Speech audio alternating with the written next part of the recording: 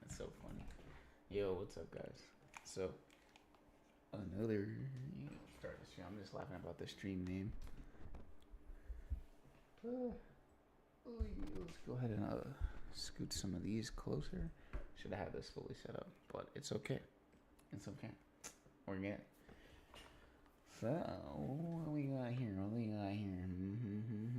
We got the Avatar franchise in 2026 is about to be insane. Well, let's see why. I'm curious to see, because I saw some. Oop. Like it, 66% like it. Yeah, I saw some quite a few different updates. I want to see if there's gonna be anything different because it just came out a day ago by Uncle Iroh's Tea Shop.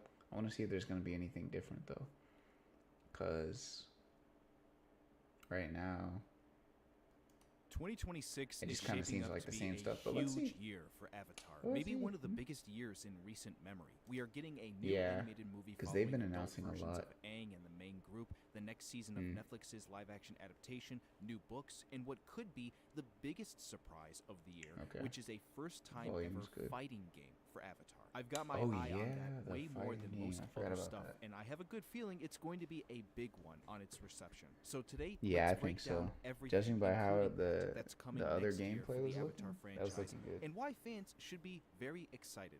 So we are going to start from biggest to smallest releases in terms of when in the year they come out. And the first thing Okay. that we are getting is the next season of the Yep. Netflix live-action Season adaptation, 2. which will adapt book Excited 2 for this from the one. original cartoon. As of right now, there is no Yeah, we confirmed gotta see release how date, Toph is which I in there. find a little odd, but at this rate, I think it's pretty safe to say that it will either come out in March or April, man. given the marketing for it has now March started or up. April? We got the first trailer, I and we thought have they said it was several gonna be first-look images of our February. characters and locations of where they are going to help us identify I could have swore what they said episodes February. from the original cartoon will be adapted into the new season. There is still plenty more to go as far as marketing for this season and what will be revealed to us, and I recommend you all go and watch my recent videos inside of my playlist that I've made around covering the show on the top right hand of your screen.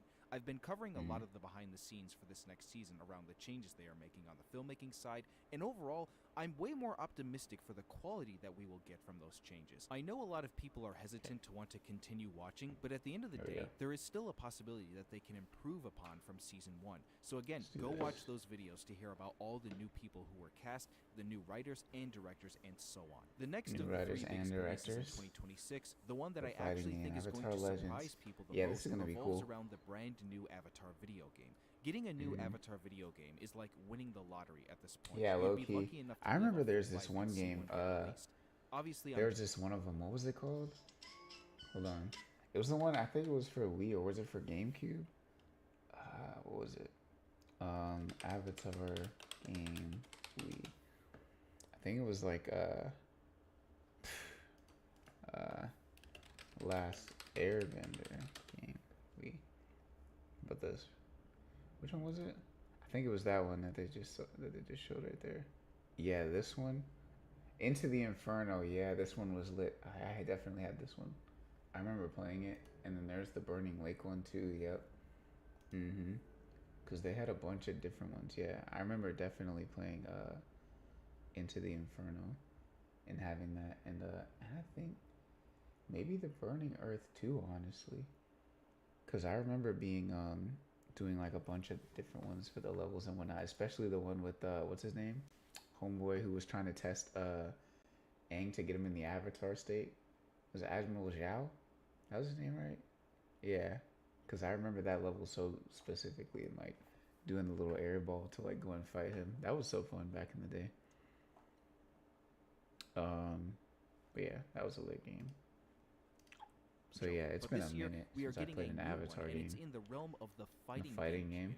Everybody's Avatar putting out has a yet to fighting get game a this year. full-fledged game in It's this like genre of video games. And I think for a lot of fans, FGC this is is something up that this they've year. been wanting to see 2x because KO. it actually works and it fits So far, there have This. been several trailers and promos showcasing gameplay, and also, Mm, many people have gotten the chance to play the game early in a pre alpha stage for a test that you were mm, allowed to sign up for within the last several months. It's safe to say mm. that, And they're so having a far, collab with most Magic the people, Gathering. I was including just talking fighting to some game friends content about that creators actually who have gotten their hands on early gameplay, are really excited for what's to come. for When you playing have some people saying commander. this gameplay I get a looks good Toph for deck, its maybe early an Aang development, deck. that's I see saying what a lot. Iroh As has, a gamer myself, this Azula. excites me, since it would be my first entry into fighting games, given I don't play this Yo, particular that's type of game. crazy. I know that for a lot of Avatar But fans that's out cool there, though. gaming is not necessarily the That's first thing cool they though think of that when it comes to consuming what we've been given from the to franchise get as a into a whole new since it genre started, through Avatar. especially I when you like that. factor in that most video games we've gotten from it have not been good. This Oh, could be the first Avatar video game for a lot of people, and I'm hoping mm. that it turns out well.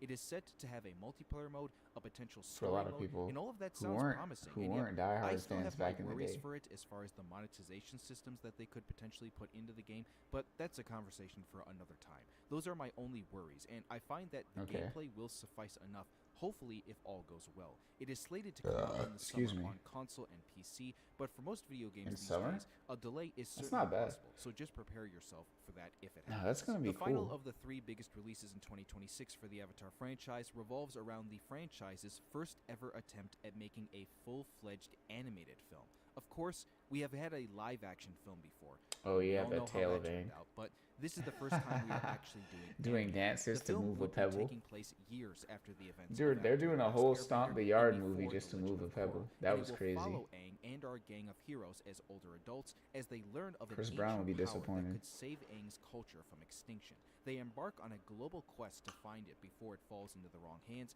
and threatens to upend Other people the are trying to peace that impress they Chris Brown, but sacrificed still. everything to achieve.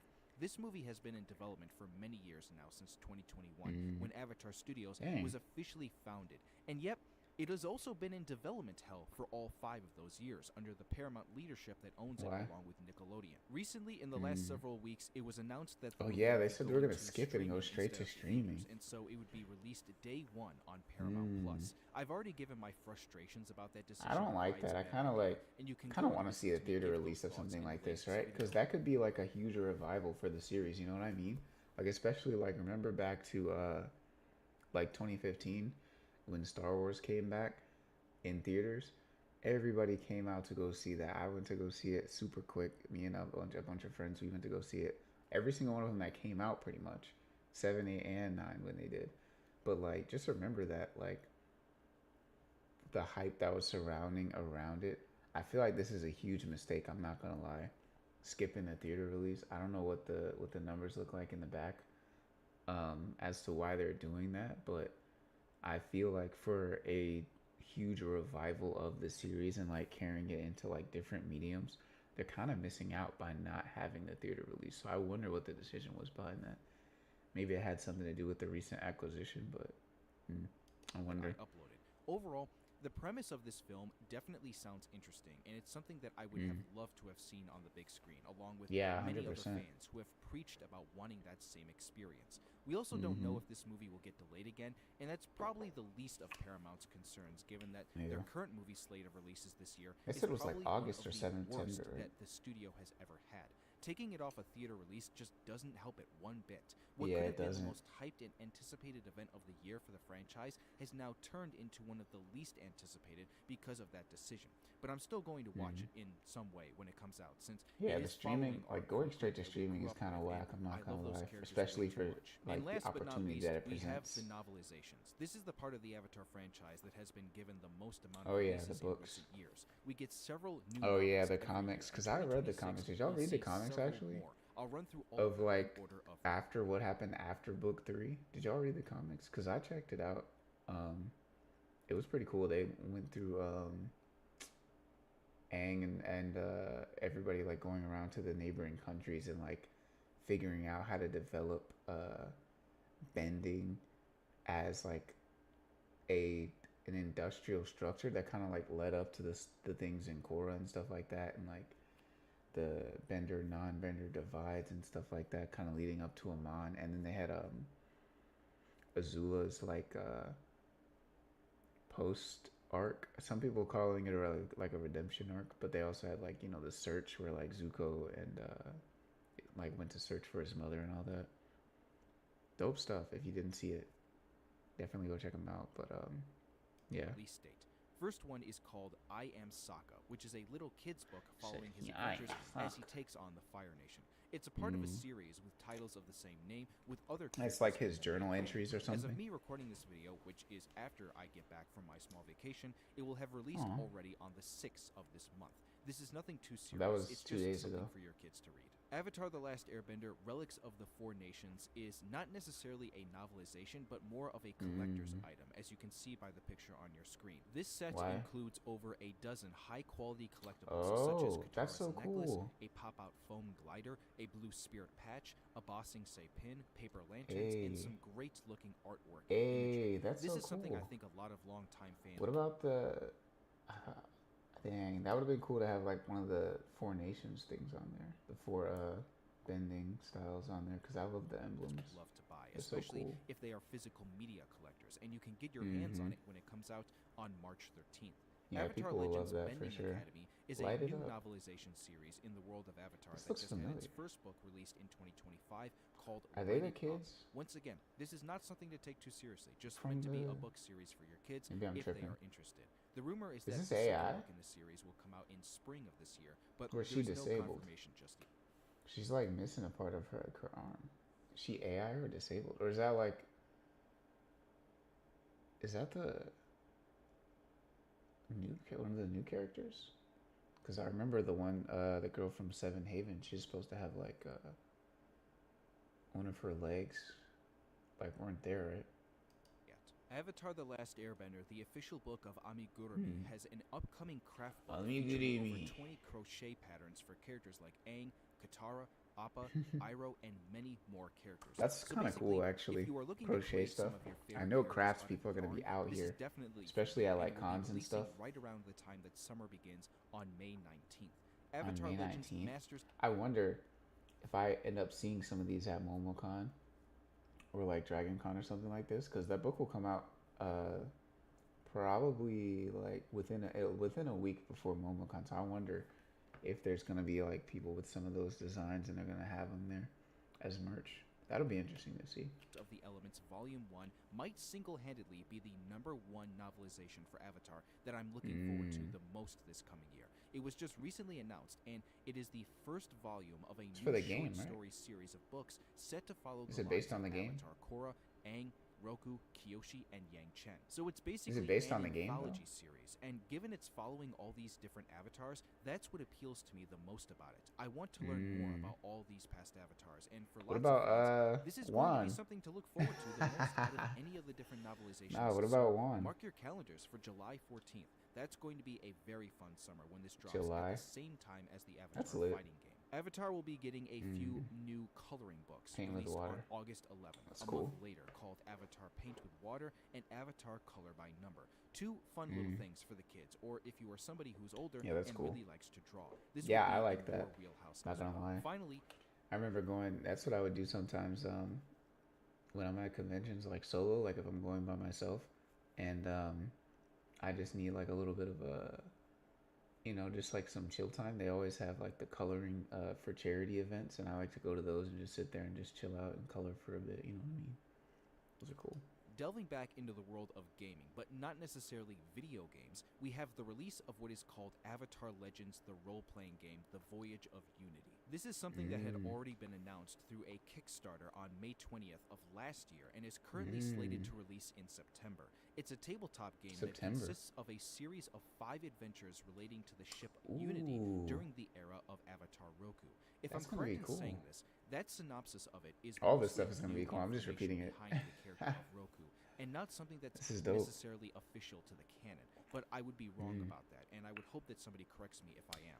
I am not a tabletop gamer, more so I role-playing am probably games. the last person you should come to regarding how this works, but I think it is something that you all should keep in mind if you are interested. So that's everything to do with the novels. Now, let's talk about some more unofficial releases that are up in the air that may or may not come out this year or sometime in 2027.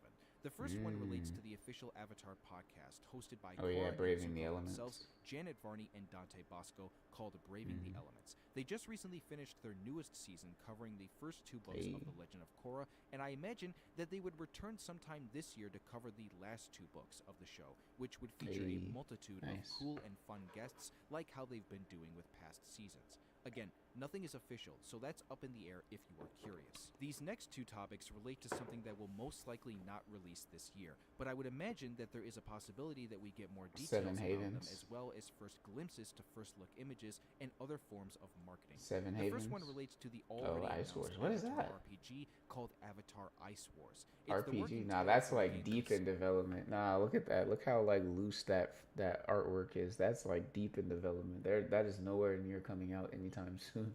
that's 7,000 years in the past, developed That's by Saber nowhere Interactive, near. and is expected to release around 2027 through 2028. Yeah, okay, Now, that's what I those thought. dates shouldn't scare you because the way it works in the video game industry is that normally, sometimes video games tend to start marketing their stuff very early on. Yeah, So like it would not three completely years surprise me beforehand. if we got a first official look at this game at this year's Game Awards in December before the year Mm. ended. Saber Interactive has become a much bigger name in the video game industry in Saber. recent years, and that means their name carries a lot of weight with where they could have their stuff Mm. be revealed, especially if it's for an Mm. RPG style game. I would certainly love to Mm. see that happen because I think an Avatar Excuse me. RPG is something that fans would crave if they are gamers. And finally, Mm-hmm. there is a possibility that we get a little bit more marketing around the I would next play that. official animated Avatar TV I would love series that. called Avatar 7 Havens. We've been talking about this Yeah, show Seven for a Havens. hot Yeah, minute see, now there's since the a lot yeah of her new leg. information came out about it this past year. And when you think about Avatar, most people tend to think about the shows, whether it's the original series or if it's something like The Legend of Korra. 9 times out of 10, if you stop someone on the street and ask What them else if are they you know this thinking about? Hold on, like what else would you be thinking about? That huh? That didn't even make sense. The Legend of Korra. 9 times out of 10, if you stop someone on the street and ask them what they know this franchise for, it's probably going to be because of one of those two shows. Yeah, it's gonna be mainly the shows. original. Most content Why would that it be I've made anything about else? this show has done very well, and it says a lot with where most people's focus and excitement is on. There's no chance that a single episode comes out this year, and it most likely will come out in 2027.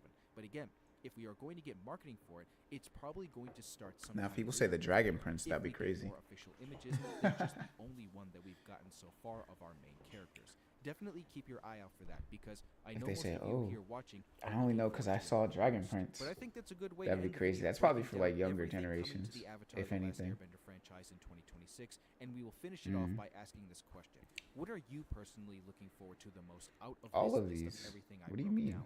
Tell me why. Actually, and out of leave your answers everything? down below in the comments. I look forward to hearing your answers. As a side note, I am going to do Dang, my best out of to try everything, and we cover see all of probably this not the because, as books, you know, probably if you've not been the following my channel, I do work a full-time job, and so YouTube is my side What is hobby, this? and so I'm going to try and do my best for all. Probably of not you. the stuff that's If you not did coming enjoy out the yet. video and you want to see more as we go into 2026, be I'll sure say to give either it a the like, fighting and if you are new games to this channel, or subscribe and turn on live that action. notification bell. Thank you all for stopping by Uncle Iroh's Tea Yeah, that's Shop. what I I'll hope say. everyone here has a wonderful rest of the day, and I will see you all soon Hey, you for too, the next man. video. W video. W video, man. YouTube. What are y'all looking forward to? I'll probably say the fighting game or Netflix season 2, to be honest. That's what I'm looking at. But since we're streaming, we're gonna watch multiple videos. We're gonna watch multiple. I wanted to do the W video on there. We'll get it next time. Next time. Actually, no, we can go back real quick. We're chilling. We got time. Hopefully my computer is gonna cooperate. Series of 5 adventures. Okay, pause. Yo, we're moving slow, boy. Moving slow motion. You gotta leave the bay to see the ocean. Okay, W video, bro. Here we go. W video, bro. Okay, next. Alright, now we're gonna see something else. There's something else. I added a couple of videos to the queue. I'm gonna start doing that for streams. But they might be some of the most realistic robots. I'm gonna start doing that for streams to get like a solid kind of flow with them, so we're not just like picking out the random videos to go through, which can just eat up the time. So this one will be cool. The robot design Interstellar got right by young man Chromeborn. I I thought it said chrome bone for a second. I was like, okay. Chrome bones. Got bones of chrome. That's like the SpongeBob episode with Future. The future with Squidward. Chrome SpongeBob, but no, we're gonna get into it. Okay, let's see. Why did Interstellar get this robot design right? I remember this one looking interesting. Interstellar's robots don't look human, but they might be some of the most realistic robots in science fiction. Yeah, the low robots key. we're used to seeing in movies usually They look looked like so this. like, Humanoid but they faces, looked arms, alive and legs though. make them feel familiar. But the robots in Interstellar, Even though they didn't look they don't human. look human, but somehow they feel more realistic than almost Yeah, any they other feel robot we've alive. seen on screen. You know. In this video, I'll use Interstellar as a case study Because to show they're you why kind of functional, animated. non-humanoid robots can sometimes make more sense in the real world than the human. Looks like a designs gorilla. we're used to seeing. Looks like Because a. once you focus on function rather than form, robots start to look a lot less human and a lot more practical. Yeah, it looks like In it. the movie Interstellar, there are two main robots you see throughout the story. That's hilarious. It kind of looks like it moves like a Both are gorilla. former U.S. Marine Corps tactical robots, originally built for military use and later repurposed by NASA for off-world missions. That military background helps explain their unique design. They have a relatively simple shape, which makes them more general purpose than a humanoid robot. Is that They Braille? handle useful in unfamiliar or dangerous situations. That's And Braille, I filmmakers were think, intentional about underneath. this. I always referred to TARS and Case as articulated machines rather than robots. To me, That's the really ideal big, though. robot is a machine that's impersonating a human being. These are purely machines. Robots like TARS and Case weren't built for a specific task. They were designed to be general-purpose machines that could step into a variety of roles to help their human counterparts. The idea was they could help you if you needed someone to scout out a rocky hillside or investigate a damaged nuclear reactor that humans couldn't access. Or they could still be useful if you just wanted someone to move equipment from one spot to another. Our bodies are Why were they good at shaped like that, certifying though? motor control tasks, but we're specialized. Interstellar's robots sacrifice that human dexterity in exchange for adaptability and durability. They're built for conditions that humans are naturally not the best at, like operating in unstable terrain, enduring harsh okay. environments, and still being able to function after taking That's damage. why. Humanoid bodies aren't worse, but we've adapted to living in human environments. The robots of Interstellar are built for everything else. Yeah, that's true. So it's more complementary than like. Okay, that makes sense. So that design is like more complementary. Kind of like an astromech or something like that from Star Wars that they would do. That's kind of like mimicking an astromech a little bit because like they've got all the like little compartments that they just like pull stuff out of, kind of like R2. Shape and can switch between several configurations depending on the situation. They're built of 4 main pillars, each of which can unfold to reveal smaller appendages used for grounding, carrying, or stabilizing themselves. That same That's so cool. design allows for several That's actually hyper efficient. That's very cool. Yeah, I like that. Or the robot turns itself into a sort of wheel. It's a little wheel just to. How is it floating though? It should be a very, very functional piece of equipment. It should be, like a light stand or a tripod or something. It should just be a thing. Like a Swiss Army knife. Designers have in any way attempted to make look like something, let alone a person. So it's just a Yeah, that's built for pure efficiency and function. divided into smaller blocks to subdivided into smaller blocks, all with the same proportions as the original blocks. So instead of copying the human body, TARS and Case reflect the most important aspects of a general-purpose machine: balance, simplicity, and reliability. And we already have plenty of examples of generalized robots not built. What about for those durability, reasons. right? It's not something Too? limited to science fiction. In the real world, many robots built for military, industrial, and disaster response roles follow the same idea: function first, adaptability second, and appearance last. We started with the idea that these robots would have been developed in a time of war. They're literally military surplus. They've just been abandoned. So they have blickies then. They gotta have straps or something. You're looking for a reason for there to be robots. No one's going to build a robot just for the hell of it. But Yeah, they gotta have straps or something, right? Towards something that's extremely strong, impregnable, blast resistant. I don't remember the movie because it's been a long time, but yeah, there it is. A military robot designed for reconnaissance. Oh, never mind, and that's something different. operations. It was built by DevDroid for the Ukrainian conflict, and it looks more like a miniature tank than a human. Yeah. And just like TARS and Case, it's built to be useful, with a focus on those same fundamentals of stability. That thing and is just survival. meant to shoot. This pattern shows up over and over. Robots designed for human environments tend to be humanoid. But look at search and rescue robots, and you'll find a wide variety of different machines, all built in strange and unfamiliar but seemingly simple ways. That makes So when sense robots are actually. expected to work 'Cause in why dangerous would you? places, a humanoid form becomes less of an advantage and more of a Yeah, why constraint. would you? Another factor to consider is If the you can uncanny avoid it. valley. The closer a robot tries to look like humans, the more we expect it to behave like one. And when that fails, the illusion breaks. Robots like TARS and Case completely avoid that problem. They don't pretend to be human, so we judge them by what they can do, not how closely they imitate us. That's also probably part of why they don't come off as creepy or secretly evil like most sci-fi robots. So are robots like this actually achievable? In many ways, they already are. Yeah, of course they are. What do you mean? Interstellar's robots. That looks like the... Wait, is that the thing from Cyberpunk? Or is already how many real robots... Not Cyberpunk. What is it? As robotics continue to move outside what's that? the real world, What's the game with the babies? the most useful robots aren't the ones that look like us, but the ones What's that that thing? don't What's try one too with the well. babies? So do you think The robots little like babies this in the bulbs? Survival game by Hideo Kojima, I think, right? What is that game? Death Stranding.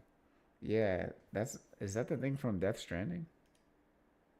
are part of our future? Okay. W video. Right. Hey, now cashing me. Hold on. No. I gotta go back. I gotta start doing it at the beginning of the video. Honestly. Yeah, I gotta start doing it at the beginning of the video. W video, bro.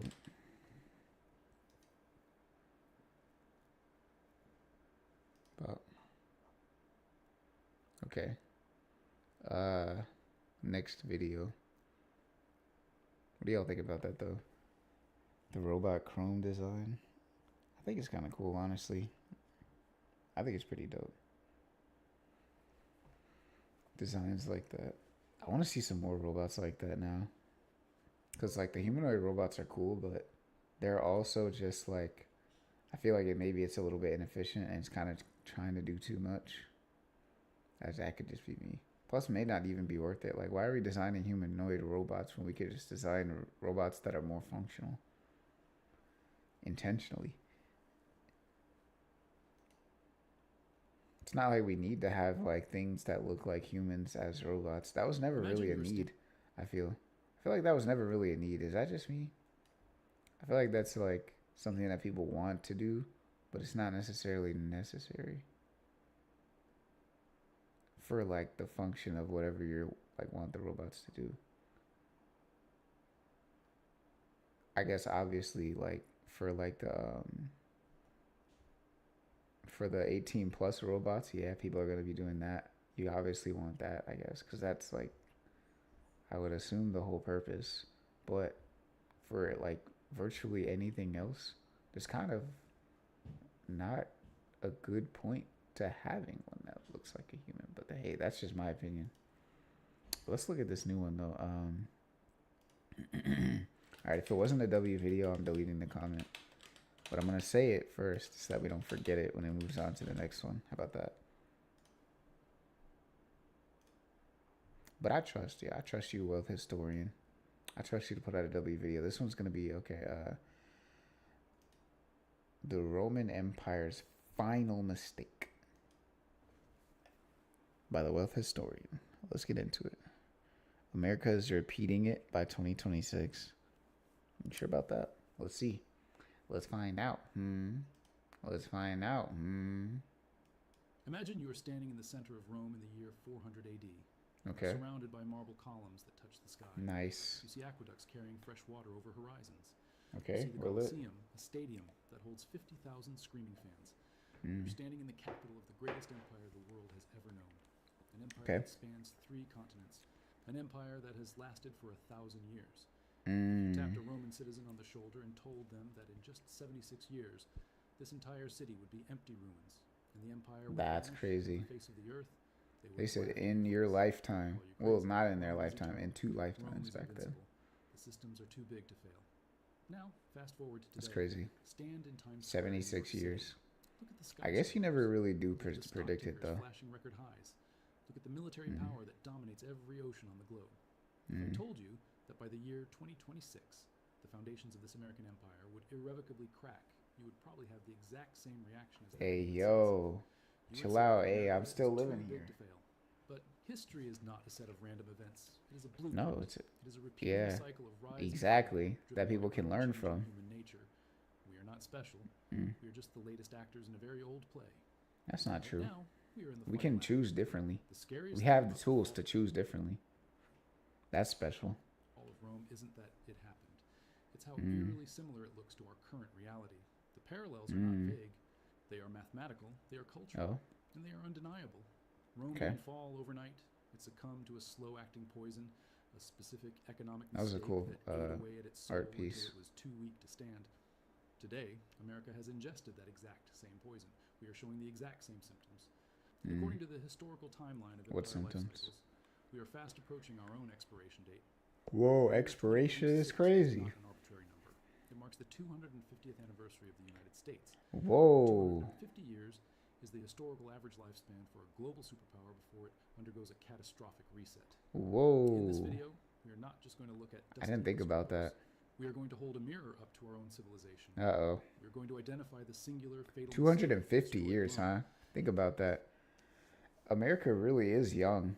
Like, this year? Now, that's this year. So it turned 200 and... Or not yet. I don't know when the exact... What was the exact date that America was created? I forget.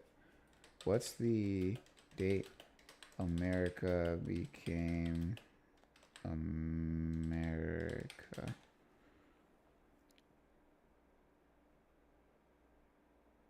It was July.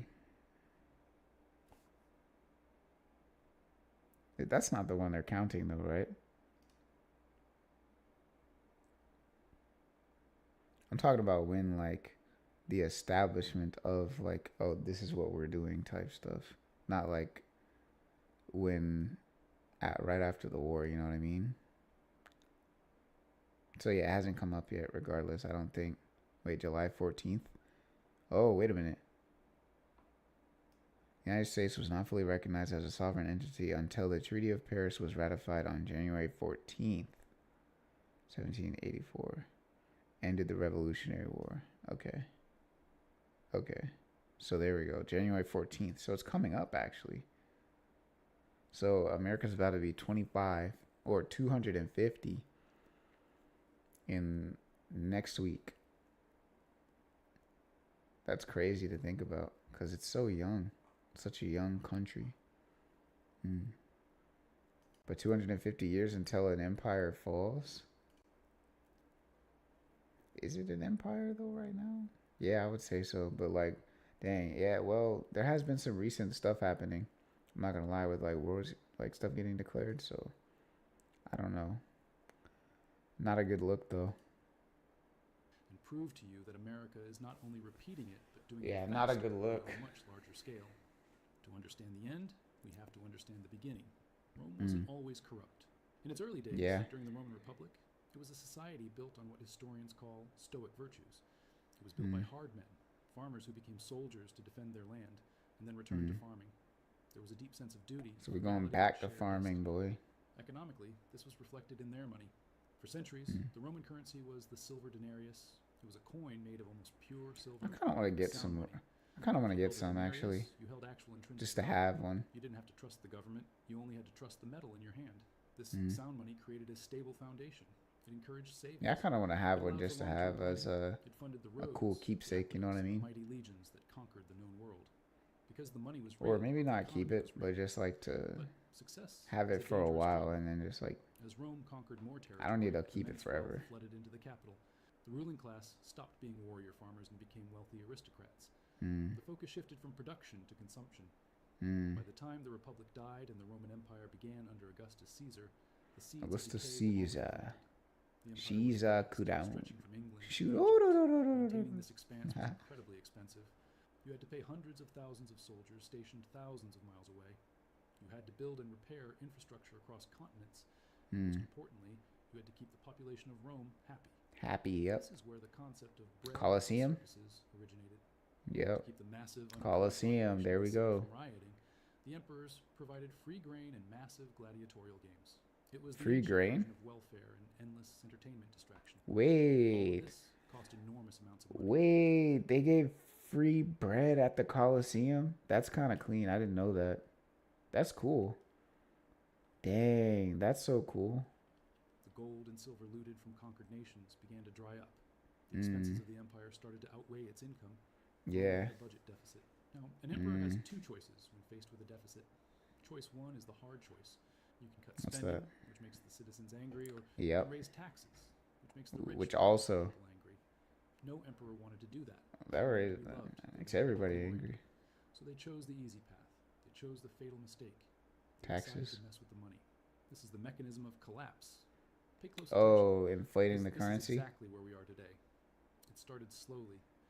Around the year 64 AD, Emperor Nero faced a financial crisis.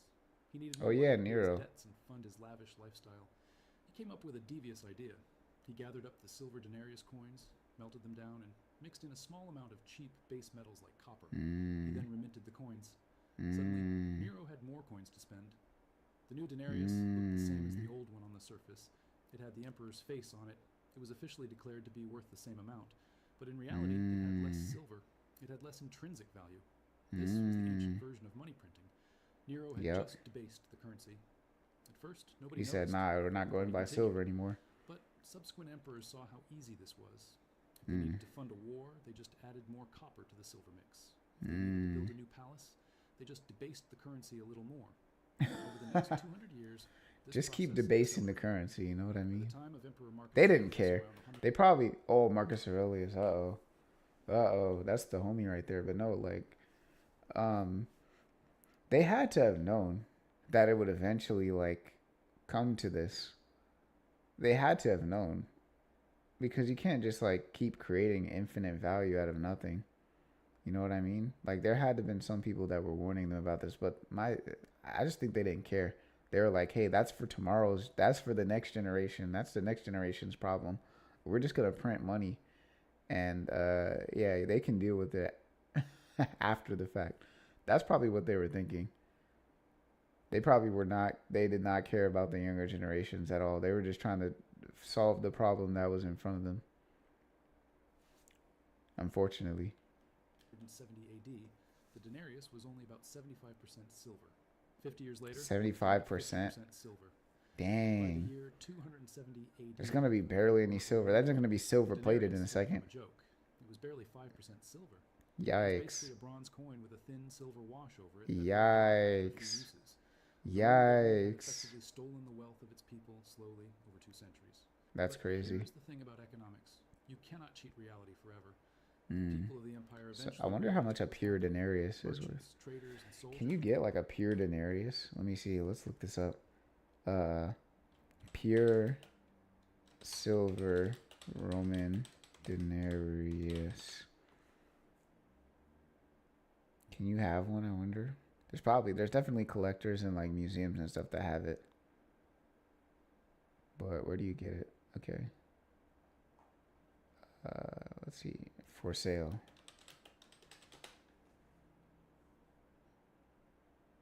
You can buy them from eBay? What? It makes sense, actually. Random collectors, man. eBay is so reliable. Oh, you have to get it graded too. That's probably, it's like certified. Oh, it was already sold. Septimus Severus. Wait a minute.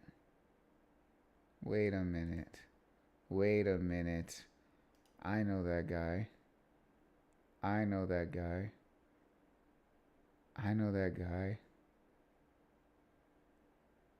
He was the Black Emperor, isn't he? Yep, the first Black Emperor. Yeah, Septimus Severus. Hey, shout out to Black Emperor Septimus Severus, bro. That was lit back then. That was cool. Cool stuff, man.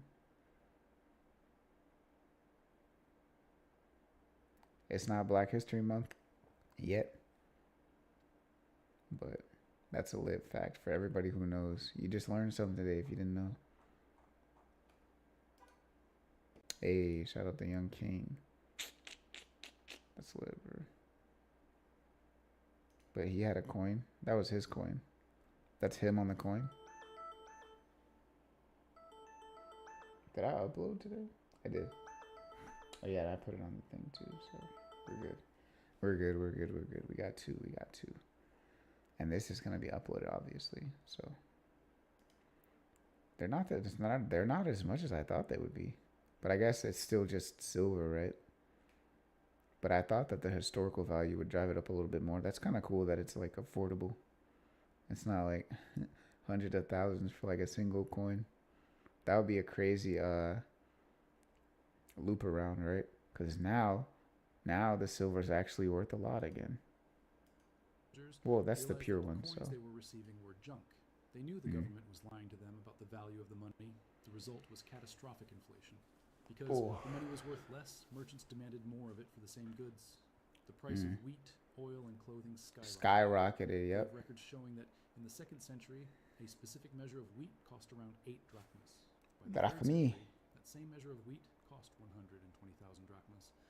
Savings were... Where's my drachmi? If you'd saved good silver coins your whole life, the government's new junk coins made your nest egg worthless. That's insane. To combat this, emperors tried even more desperate measures. Emperor Diocletian issued the Edict on Maximum Prices in the year 301 AD. He maximum prices? To raise prices under penalty of death. It failed miserably. Merchants simply stopped selling goods, or they moved their activities to the black market. Shortages spread across the empire. Yo, that's crazy. The streets because the economic system had completely broken down. The soldiers and frontiers, realizing they were being paid in worthless metal, began to mutiny. They abandoned their posts. They cared more about survival than defending a capital city that was robbing them. And this is the crucial point.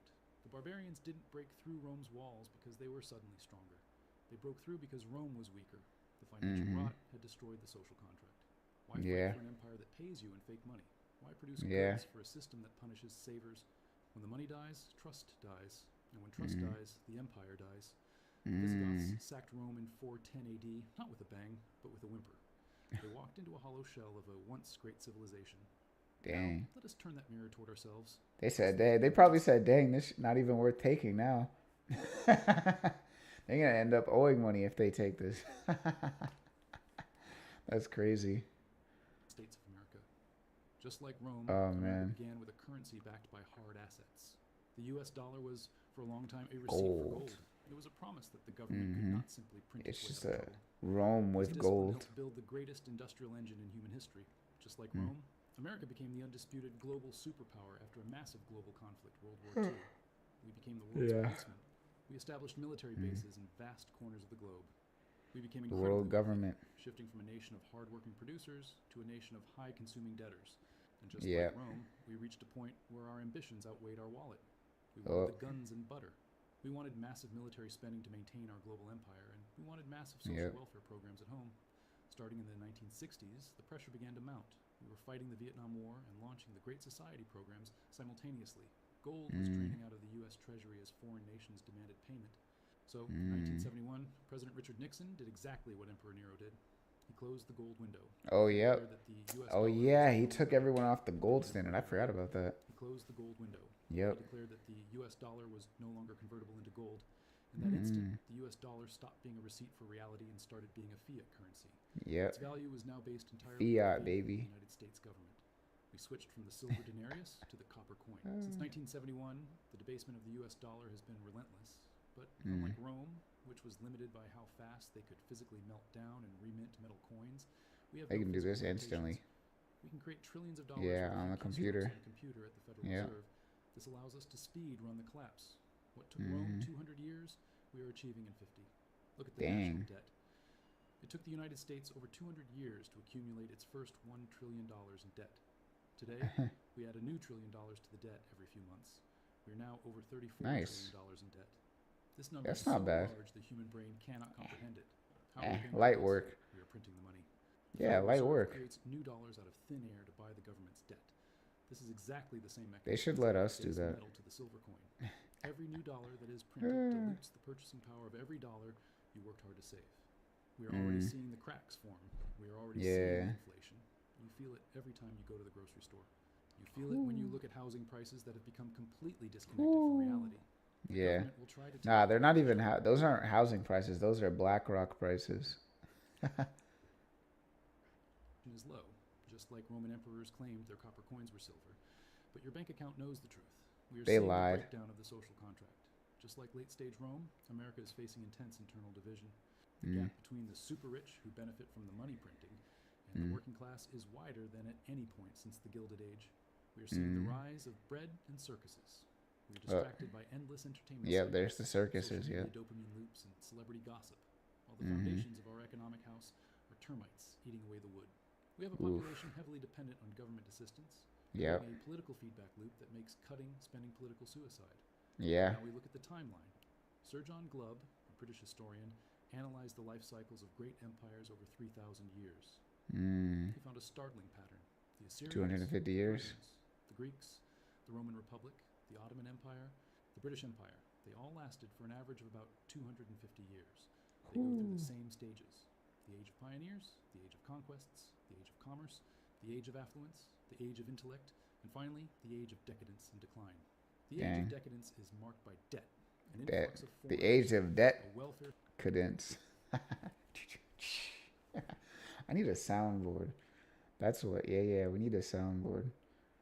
Yeah, I gotta put that in the idea for the soundboard. A little thing. state and a weak of the shared values that built the empire. Does that sound familiar? The Yep. United States declared 100%. independence in 1776. 1776. 50 years to that date, you land squarely on the year 2026. 2026, baby. Into the historical average lifespan of a superpower.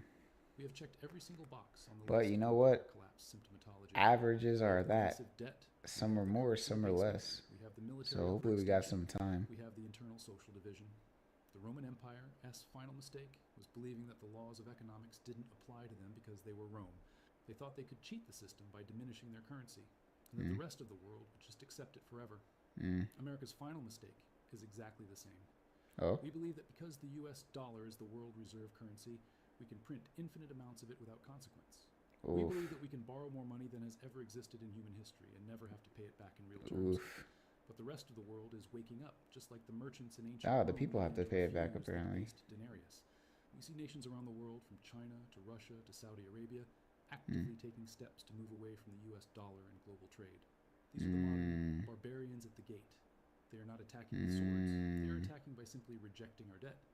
If the world stops accepting dollars for real goods like oil and manufactured products, all those trillions of printed dollars will flood back into the domestic US economy. The result will not just be the inflation we see today, it will be hyperinflation that wipes out the middle class overnight. The year 2026 is not a doomsday prediction where the world ends on a Tuesday. It is a historical marker. It is the point where the mathematical weight of our debt and debasement becomes unsustainable. It is the point where the interest payments on our national debt become larger than our entire defense budget. It is the point of no return. When Rome fell, it wasn't the end of the world. Humanity survived. Italy survived. Yeah. But the structure of that society, the comfort, the security, and the global dominance vanished into the dark ages. Those who were dependent on the system were crushed when the system failed. Those who survived and even thrived during the collapse of Rome were the ones who saw it coming. They were the ones who held real assets, land, gold, silver, productive skills, instead of relying on the debased currency of a dying state. The warning signs are flashing red.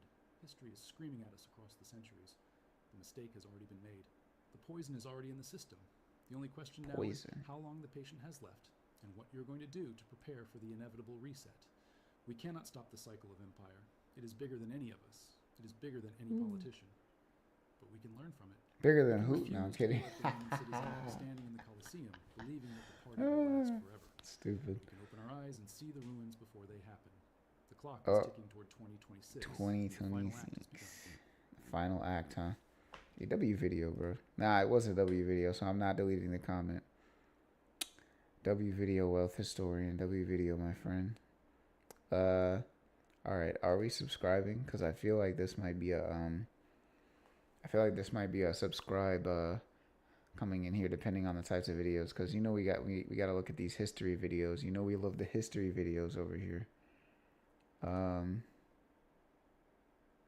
This could be a good channel. Looks like a lot of the same topic though. I don't know. Looks like a lot of the same topic right now. I'm not gonna lie. 500 billion in AI spending.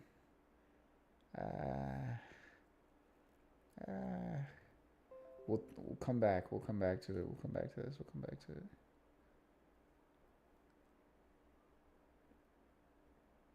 The depth spiral. It's a lot of the same topic right now. We'll come back to it. Let's look at the next video for now. Hopefully we'll see some more that like pop up in the algorithm, and if we see some more and we like those, then we'll subscribe. Let's get right into it. Number 10, the Lunchbox Brainwash. It's 1985. Okay, what is this one? Okay, what's up? We got a new video. Social rules everyone follows that were created by corporations. This is an interesting one. Is it going to be a like LinkedIn culture? LinkedIn culture is so trash. I'm not going to lie. Like the whole LinkedIn thing.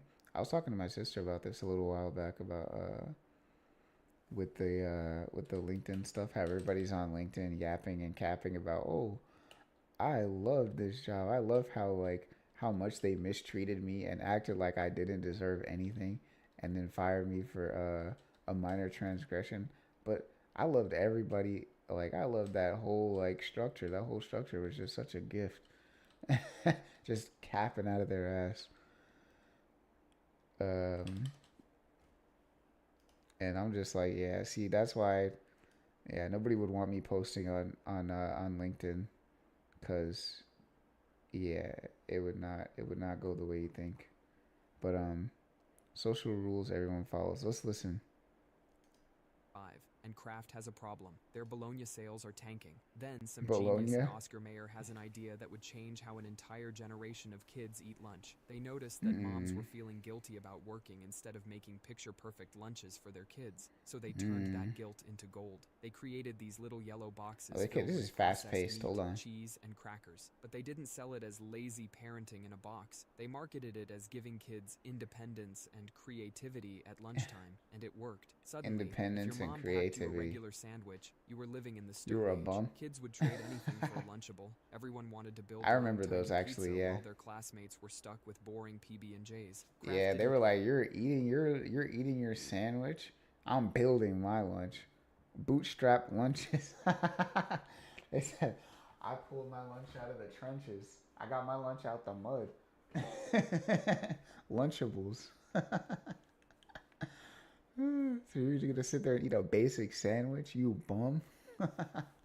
Just create a product. Oh they my changed what gosh, society considered a proper being kid's classist lunch. at lunch they made is parents crazy. feel like they were failing if they weren't buying these overpriced boxes of processed food. These things were originally designed to help Kraft get rid of their excess bologna.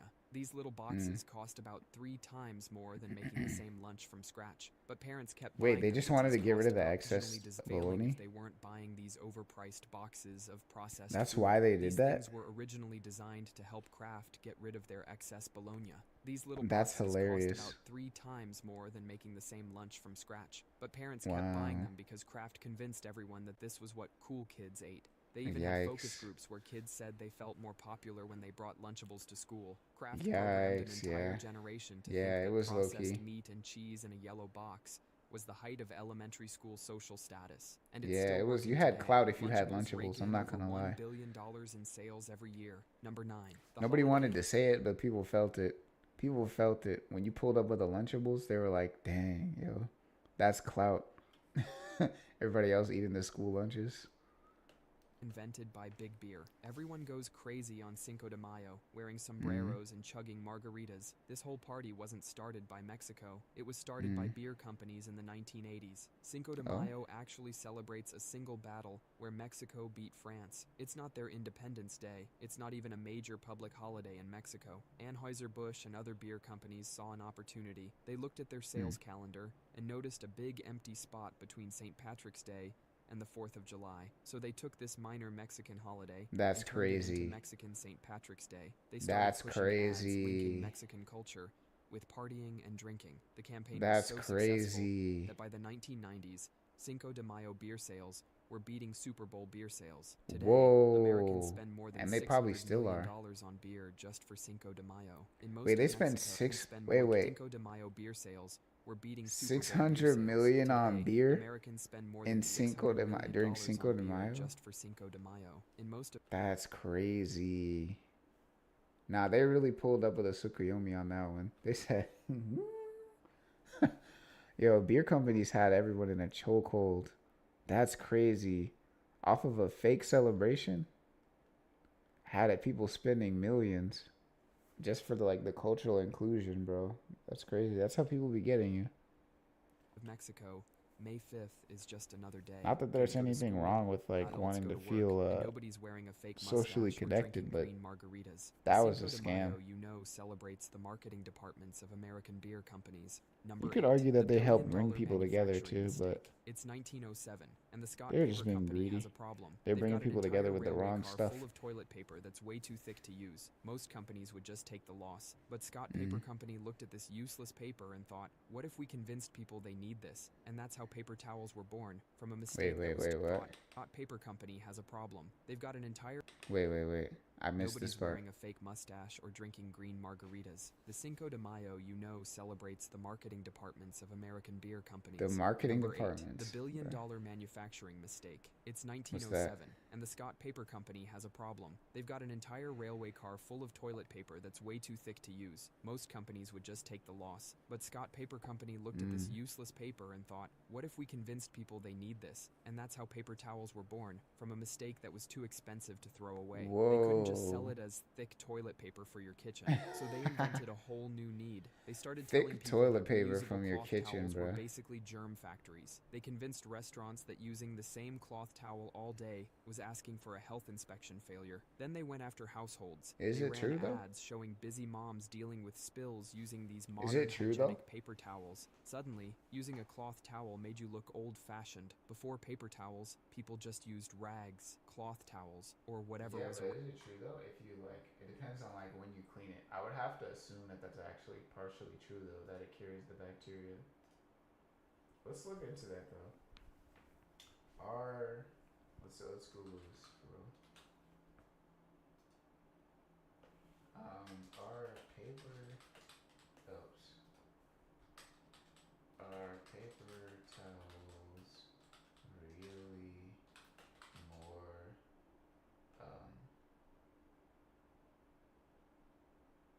hygienic than washcloth? Well, it won't matter nowadays. Honestly, I'm gonna be honest. It wouldn't matter nowadays because of like the cloths that exist nowadays and like the moisture wicking and the like how easy it is to clean them. Probably not worth it. But back then, I could definitely see probably. Generally considered because yeah, it prevents cross contamination. Yep. Yep. Hospitals. Yep. Individual cloth towels, linen. Yep. Yep. The linen towels for sure. Multiple tasks. Well, washing cloths we use for multiple tasks are shared by many good spread germs. Yep. Single use and discarded. Yeah, but the linen has natural antibacterial. That's good. That makes sense. Yeah. I figured as much. I figured it's like a thing to do. Um, if you can, if you can, you know what I mean. As long as it's not creating too much waste and stuff too, which I think is less of a problem nowadays. With the specific biodegradable ones. Around. Now we go through about 13 billion pounds of paper towels every year. Americans use more paper towels than almost every other country combined. We're basically the Olympic champions of throwing away paper. The company that started all this is still around, making billions a year from paper products. Number 7, the perfect morning marketing trap. You wake up at 5 a.m., meditate, journal your gratitude, drink your special mushroom coffee, and do your cold plunge. And if you're not, clearly you're failing at life. This whole perfect morning routine obsession is basically a marketing scheme. Back in the 1920s, most people just woke up and started their day. But then post-cereal invented the idea that breakfast is the most important meal of the day, not because it was scientifically proven, but because they wanted to sell more cereal. Fast forward to today, and we have an entire industry built around monetizing your morning. That $75 gratitude journal is just paper with fancy marketing. That $200 mushroom coffee is probably no better than regular coffee. If it's not actually, hold on, 75 is crazy. If it's not actually like providing any additional value. Like, why are you charging $75 for a blank notebook? A blank notebook, bro. there's nothing like you're not adding anything to it. Like there's no like special like things that you're adding to it. There's no like guiding like questions or anything like that. Nothing. Just a regular notebook for 75 is insane. That's robbery. $200. That They're so $3,000 funny. cold plunge tub gives you the same Scamming, benefits bro. as a 5-minute cold shower. Wait a minute. $3,000 cold plunge tub. What does that even mean? Do they sell you the tub and you just reuse it? Or is it like a one-time experience? Is it a subscription service? You're losing me here. What's going on? That $3,000 cold plunge tub gives you the same benefits as a 5-minute cold shower. Here's the sneaky part. They sell you the idea that all successful people have elaborate morning routines. So if you want to be successful, you have to buy all this stuff. But here's what many successful people actually do. Warren Buffett reads the newspaper and eats McDonald's. Mark Zuckerberg wears the same shirt every day to avoid decision fatigue.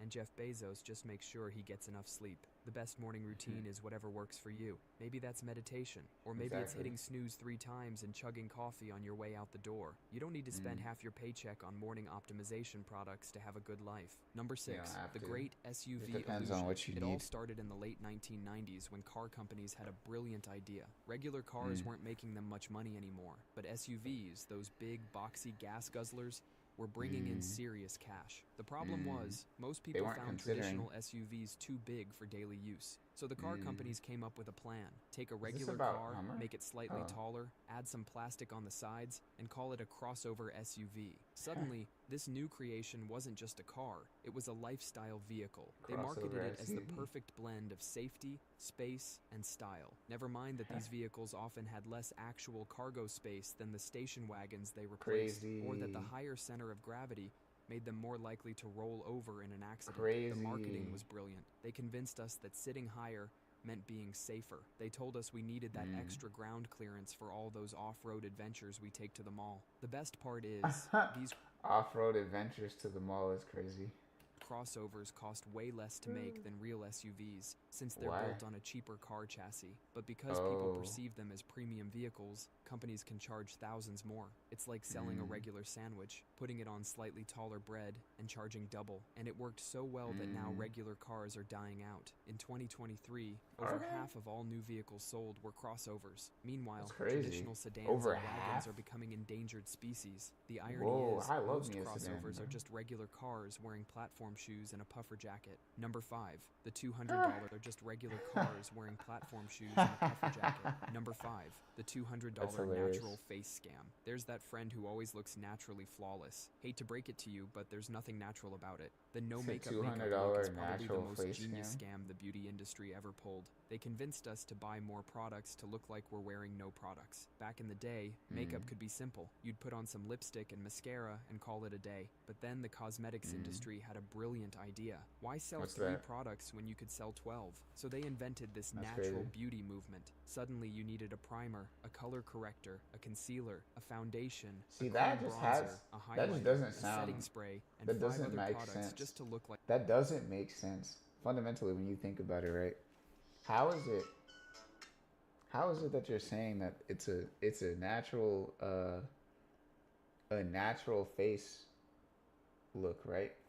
Yet you just went through you went through layers of a painting class, bro. You're talking about foundation, primer, setting spray, all this. What are you talking about? What part of that is like a natural look?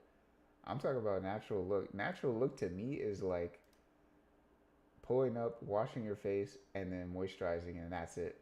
That's a natural look. But like all that is like you're just basically putting on makeup still. I don't know how that gets lost in translation though. I'm guessing that people who are doing this probably don't care about like the fact that it's like, oh, it's supposed to be like a natural look, because obviously you're doing way more than just hopping up and doing basic maintenance. You're doing like a whole, like, this is an art show basically. You're doing a whole art show to achieve a natural look, but it's basically still makeup, right? Granted, there are a lot of people that probably still got fooled by this because the beauty industry is really hard on women, especially like with the expectation and societal pressures to be pretty and all that. So like I can get that, but that's tough for the people that feel that they need to do that part of it.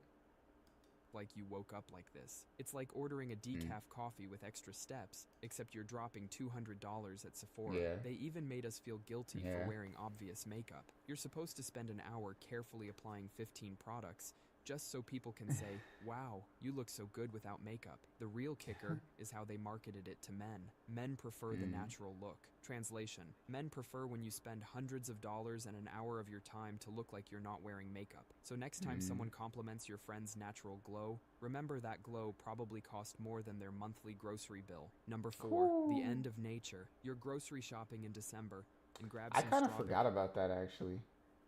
Yeah, yo, that's actually, yeah. Because the pink tax is low-key crazy, I'm not gonna lie.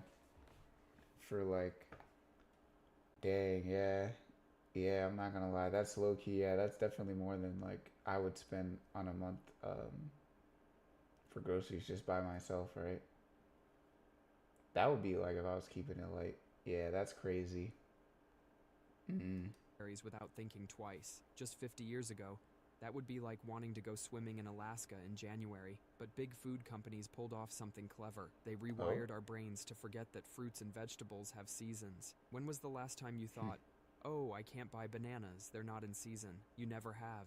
Companies spent billions creating a global supply chain that's basically a time machine for produce. When it's winter here, they're grabbing summer fruits from the other side of the planet. To make this work, they had to pick fruits that could survive a journey longer than your average relationship. So they bred produce to be tough, not tasty. That bland, watery tomato you're eating is basically the Arnold Schwarzenegger of tomatoes, built for durability, not flavor. And we just accepted this. We started thinking it's normal to eat strawberries that traveled further than we did on our last vacation. This expectation is so deep in our heads that when someone says, I only eat seasonal fruits, we think they're the weird ones. So next time you're buying blueberries in February, I usually do buy remember those that's seasonal not ones. natural. That's marketing. Number 3, the brunch But still, heist. I do think that's helpful because like for people that have certain dietary restrictions and stuff like that and need specific types of food like year round, that's a very helpful thing. So I think that's actually a very good thing. But for those that can like enjoy the seasonal fruits and stuff, it's kind of cheaper, I'll say, depending on where you get it, because like the seasonal fruits and whatnot can be like less expensive to get the seasonal fruits and vegetables and things like that, as opposed to like trying to get whatever whenever, you know what I mean? Plus it keeps it fresh, so you're not always eating the same thing if that's important to you, which is important to me.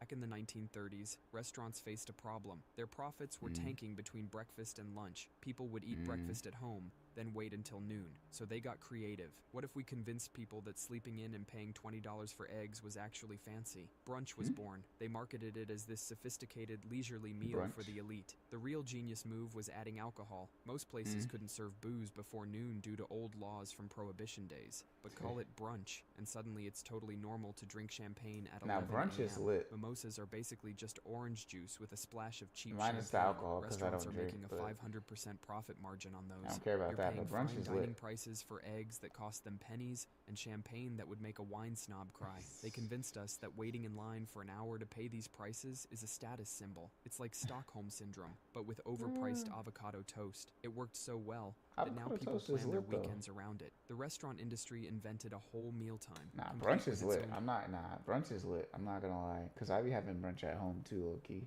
sometimes. Like brunch is lit. Breakfast and lunch combo, bro. Some days brunch, a good brunch. Good social brunch slaps. rules and expectations, and it's been running since the Great Depression. Number 2, Really? hacking your FOMO. When you're trying to buy What does concert that mean? tickets online, Your heart's racing. You've got multiple tabs open, ready to Oh, fight the yep. entire internet for Yep. those seats. Companies This one's figured so out they can make you feel predatory. I that don't way like about this one. anything. This is artificial scarcity, making things Yeah. rare on purpose. Most limited edition stuff is just regular products with a different label. If your grocery store announced they're only selling 100 special red loaves of bread today, people would lose their minds trying to get one. Not because the Yo, bread... that's like a golden ticket type. That's Willy Wonka. That's basically I've got a golden ticket. That's actually kind of cool though. That's lit. The red loaf. Like, yo, today we're having red loaves. We got a special red loaf in the mix. Why is it red? I don't know. Red 40? Is it red 40? A red 40 loaf. But it would be kind of cool. Like, I like having like rare events and stuff like that is pretty cool. But is it a good thing though? Is it like an unhealthy red loaf of bread? Or is it just like weirdly colored? It just came out weirdly like in the like production of it or something. I would be kind of concerned, I'm not gonna lie, if the bread was red though. That's like, did somebody's like hand get caught in the thing at the factory or something? Why is it red?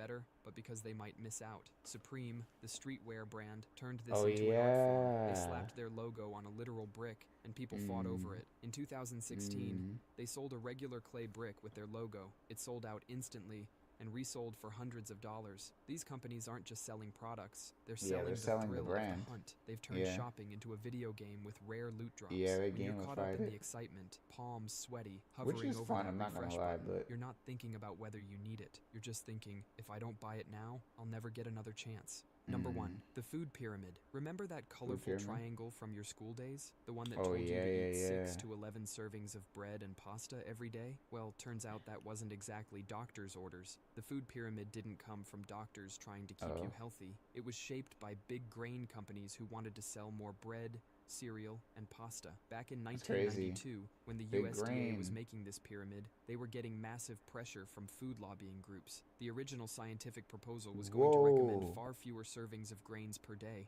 but then the grain industry stepped in, and suddenly, that number jumped to 6 to 11 servings. That's like asking someone to eat an entire loaf of bread every single day. Think about it. An entire loaf of bread every day? Pasta was the foundation of a healthy diet. Your mom wasn't crazy for serving you 3 bowls of spaghetti. She was just following what was basically a cereal company's marketing campaign disguised as government advice. The same pyramid told you to eat fats sparingly, putting healthy fats like olive oil in the same tiny use sparingly category at the top as candy. That's like saying a spoonful of olive oil is as I've bad. known that wasn't legit though, because like olive oil is a different type of fat. There's like long chain because people get that mixed up like with olive oil and stuff. That's a completely different type of fat than if you're like eating like some random like piece of fried chicken, right? Because the long chain triglycerides in olive oil are gonna keep your brain healthy for a long time, for real. Like it's just a different type of fat. But let me see. What's the food pyramid thing? Was that really a scam? Food pyramid 2025. Is there a real food pyramid now? Oh, the reset. Okay, so there's a reset of the food pyramid. What does it look like now? I'm curious to see what it looks like now. Was it turned on its head? That'd be crazy.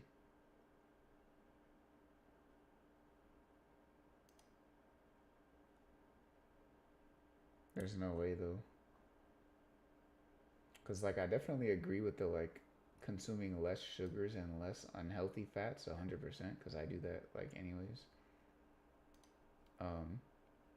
But like the healthy fats, like you need healthy fats for a lot of different things, especially to avoid like if you're like eating a lot of like lean protein, to avoid like protein poisoning and stuff like that, to make sure there's a good balance. But like, what does it look like? Is this it? Why is it upside down now? It's upside down. That's crazy. They said, oh, yo, the whole grains are not supposed to be way up there. What? Was this just recently? This was literally January 7th. This was literally yesterday. They posted a new food pyramid. That's crazy. They said, eat real food. Nothing matters more for healthcare outcomes. Yeah, 100%. Literally. Just eat real food. Eat whole foods, bro. 100%. Easiest way to go. Get to avoid a lot of stupid stuff.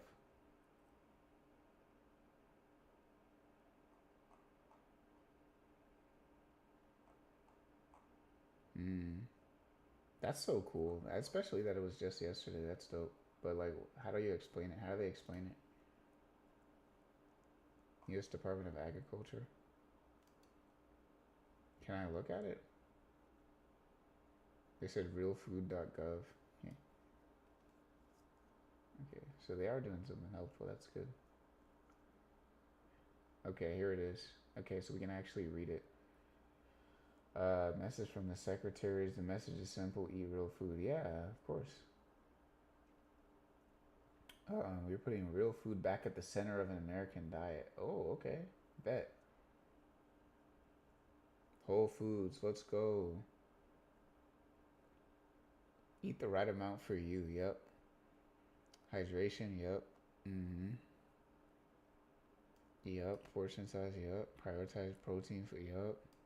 There we go. Consume. Yep. Gut health. Yo, this new food pyramid is actually lit. Wait a minute.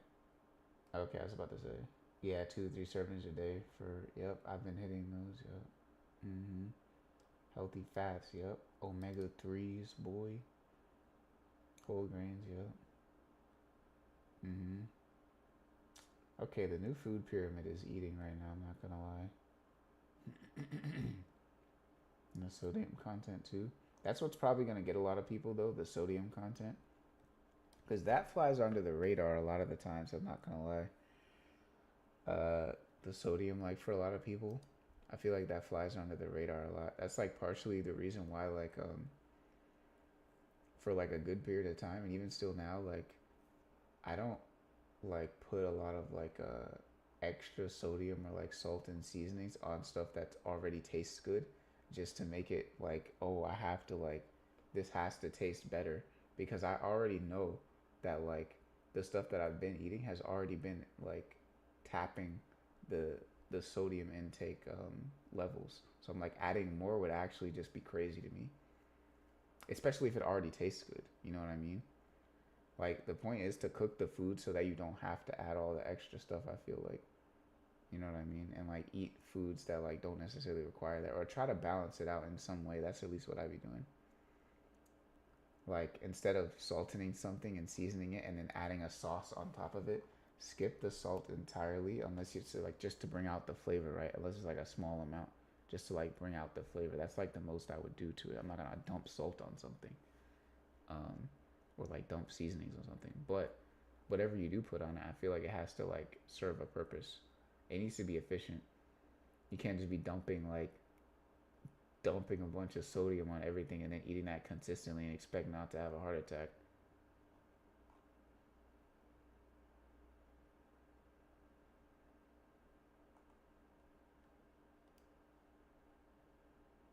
Cause like, that's one thing that I'm glad that's like becoming a lot more common knowledge nowadays. Because like, yeah, the foods that people are eating, the old adage, you are what you eat, right? So like, the food that you're eating is like so important. It's so important, not only like day to day, but or not only like in instances, but like how you go about looking at it, right? Because it's gonna show up at one point or another. Like, the things that you're eating are gonna show up for you, and they're gonna show you something. So it's better to be mindful about it going into it. But that was a whole tangent. I like this. I like that though. All right, let's proceed. I think this is the end of the video, right? bad for you as a bag of Skittles. Nutrition science now knows this was completely wrong, but by the time they figured it out, an entire generation had been raised thinking bread was better than broccoli. The food pyramid was finally replaced in 2011, but its effects are still 2011? Next time you feel guilty about not eating enough bread, remember that guilt was manufactured by corporations, not doctors. That's all for today. I'll be making similar videos in the future. Subscribe to see them. That's crazy. That is really crazy that they got away with that, though. That's crazy that they really got away with that just because they made a lot of, like, grain products. They were able to go in and be like, hey, government, we need you to tell people to eat more bread. Matter of fact, we need that to be their entire diet or most of their diet. That's crazy that they were allowed to do that. That's crazy. Next video, man. Did I say W video? Okay, W video. That's crazy. Chill Dude explains. W video, Chill Dude explains. Oh, I should have checked to see if we year can. at CES, LG has one of the coolest Jerry rig everything. Hold on. I think we're coming up on, what is it? It's only an hour 20 for the stream so far. We could stream for a little more too. I'm enjoying this. This is cool. This is a good time. Can I comment? W video, bro. I think the other videos left are like shorter though. I wanted to check out this one because I want to see what the new robot news is for this. LG's new robot. It's sponsored by LG. Hey, get your bread, young king. Get it? Hey, matter of fact, get 6 to 11 servings of it, apparently. Crazy. exhibits. So for those of you who could not be here in Las Vegas, allow me to be your personal tour guide. LG has some brand new robots, new actuators, some game setups. That's dope. Well as a whole windshield-sized heads-up display for self-driving vehicles. And, of course, LG's newest generation of wallpaper TVs, which all happen to be hanging from the ceiling right now. The theme of this year is In Tune, where technology from all different aspects of living harmonizes with the work of everyday life, and we're going to see if that's true. The first thing you see when walking into the LG exhibit is 38 of these LG OLED EVO AI W6 TVs suspended in the air from the ceiling. The letter W in that super long name stands for wallpaper, since this is the latest generation of 9mm thin TVs from LG. Hold on, is that what the Las Vegas Sphere is made out of? You know what? I'm willing to bet that it is, especially because this little showcase is in Vegas. They're trying to make back money on the Sphere by selling these. Literally thinner than the pane of glass it is mounted. I don't know if LG sponsored it. Calling this a wallpaper TV is because when it's mounted flat on a wall, there are no cables or devices visible. It's true wireless technology, and the Zero Connect box can get all 83 inches of its 4K OLED display cranking along at 165 hertz with no cables and no visible loss. That's pretty impressive. The 38 of these masterpieces that are suspended from the ceiling are all wireless, meaning there's no HDMI cables or display cables anywhere, and they're synchronized to help But how do you get stuff? Oh, do you just plug it into like the little receiver box that like streams it to there? So if you had like a game that you wanted to play, like if I wanted to plug in like my PS5 or something, I'll plug it into the little box that's like that streams to it. Is that what it does? That in-tune theme of the exhibit. We'll get back to these robots in just a second, but the way LG is able to synchronize the display across all the different suspended TVs is with their new AI processing. Whoa, that's so cool. Chip called the Alpha 11 AI Processor 4K Gen 3. The chip is able to analyze images and patterns to deliver more realistic picture quality and faster response times. For reference, the new NPU inside the chip has 5 times the processing power of the previous generation, along with a 70% more powerful GPU and a 50% faster CPU. And these benefits are spread across all the new TVs this year, like the slightly less expensive non-wallpaper LG OLED EVO AI, or the new flagship LG Micro RGB EVO AI TV, which is an improvement on traditional LCD screen technology, since the new Alpha 11 can independently control each of the RGB pixels. It'll be fun to take a look. I think it's funny that they always show, like, to showcase like the way color interacts and stuff on the TVs. They always show like these little like space and like abstract looking like pictures to like show on the TVs. But I'm wondering why they don't show like stuff that people would actually be watching on it and show how the color shows up on that, like some kind of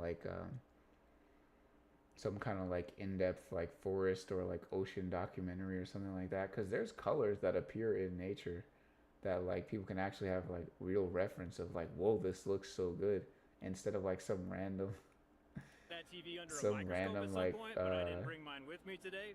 Let's go check space out the thing LG that somebody's Floyd, never gonna actually see and be like, oh, you know what, I can compare this to how it looks somewhere else, when like you're never gonna see that for real. which is a robot that can Oh, help but they have something. Okay, they have something like a car, like a city scene over here, so that's better. out around the house and synchronize your chores. I'm Floyd.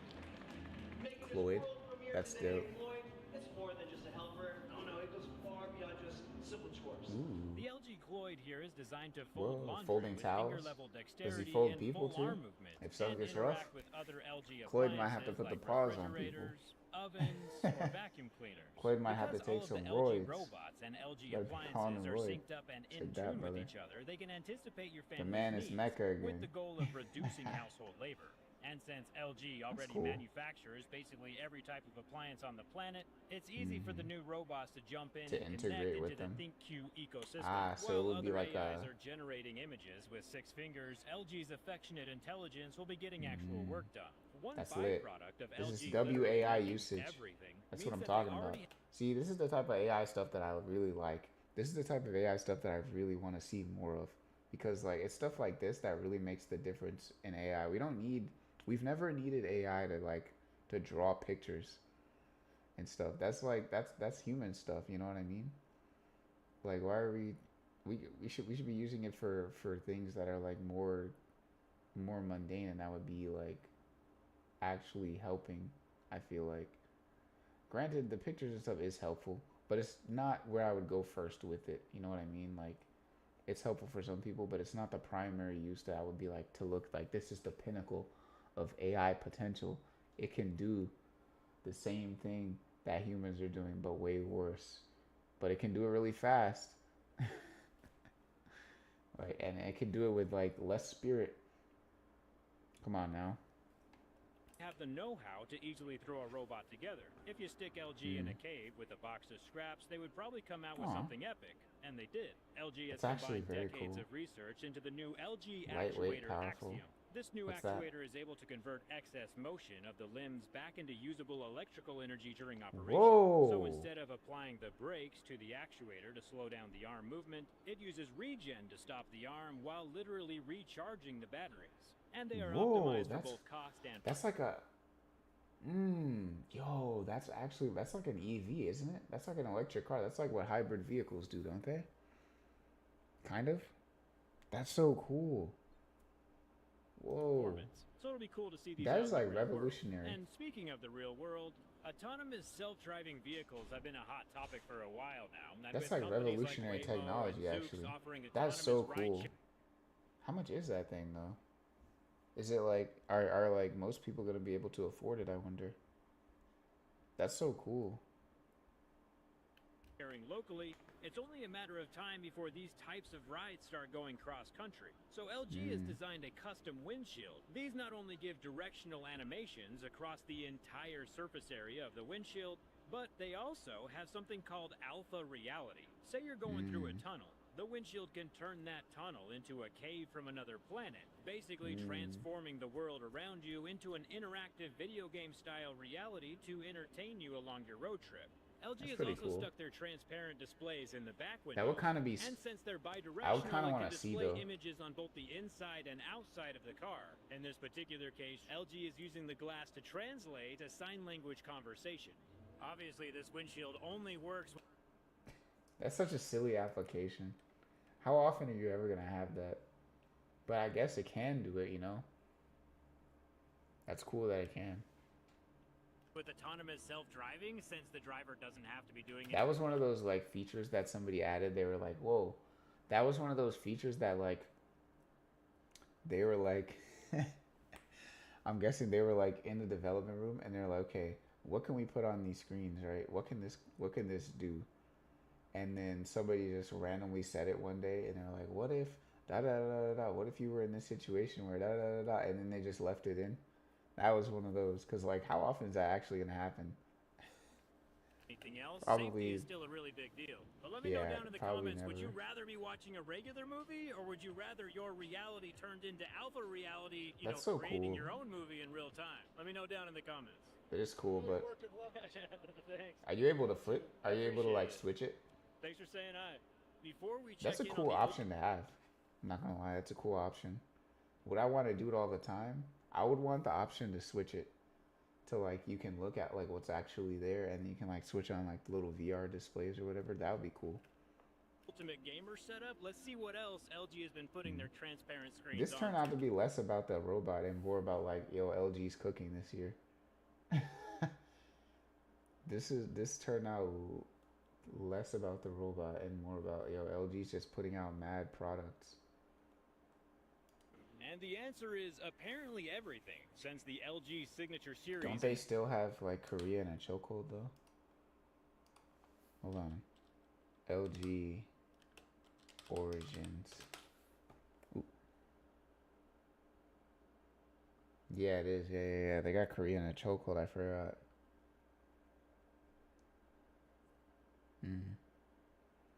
They're one of the big families that basically one of the big cartels that run Korea. The LG cartel. The kitchen is full of transparent windows that also display information, like the LG Signature Smart InstaView refrigerator. It looks like something out of Star Wars. And thanks to its transparent window, it's able to show us exactly what kind of food is placed into or taken out of the refrigerator, and gives us personalized recipe recommendations based off of what we have. There is another LG Signature Refrigerator AI with a full-on LLM conversational AI inside. And finally, at the LG Signature Oven range, it's also equipped with Gourmet AI, which recommends optimal cooking settings for over 80 menu options. And the AI brownness sends notifications when food reaches the desired level of doneness. You'll basically never burn anything ever again, and some of your moms might need this. Not my mom, though. She's great. My favorite appliance of the LG Signature line, though, that's crazy. That's crazy shade. That's crazy shade. Which uses internal scales to analyze the laundry weight, the fabric type, soil level, and then automatically puts in the right amount of detergent.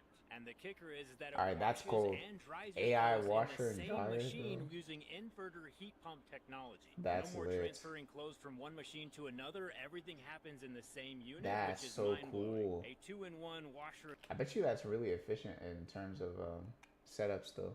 But how many houses you have to have? Like, I imagine you'd have to put something like that in a more new house, right? Or you have to have something specifically built for it. How's it structured like that? How is it structured in the back? I'm wondering. Dryer is right up there with the invention of the wheel, in my opinion. Back in the far corner, He said it's right up there. Dryer I'm right on board with that. I'm like, that's revolutionary. No more transferring clothes from one machine to another. Everything happens in the same unit, that's so which cool. is mind-blowing. A 2-in-1 washer and dryer is right up there with the invention of the wheel, in my opinion. Yeah, Back he's not. Corner, Yeah, you're not lying. That's so cool. We have the Dream gaming setup. At the center of this machine are now add another step to that, though, right? Add a little app, right?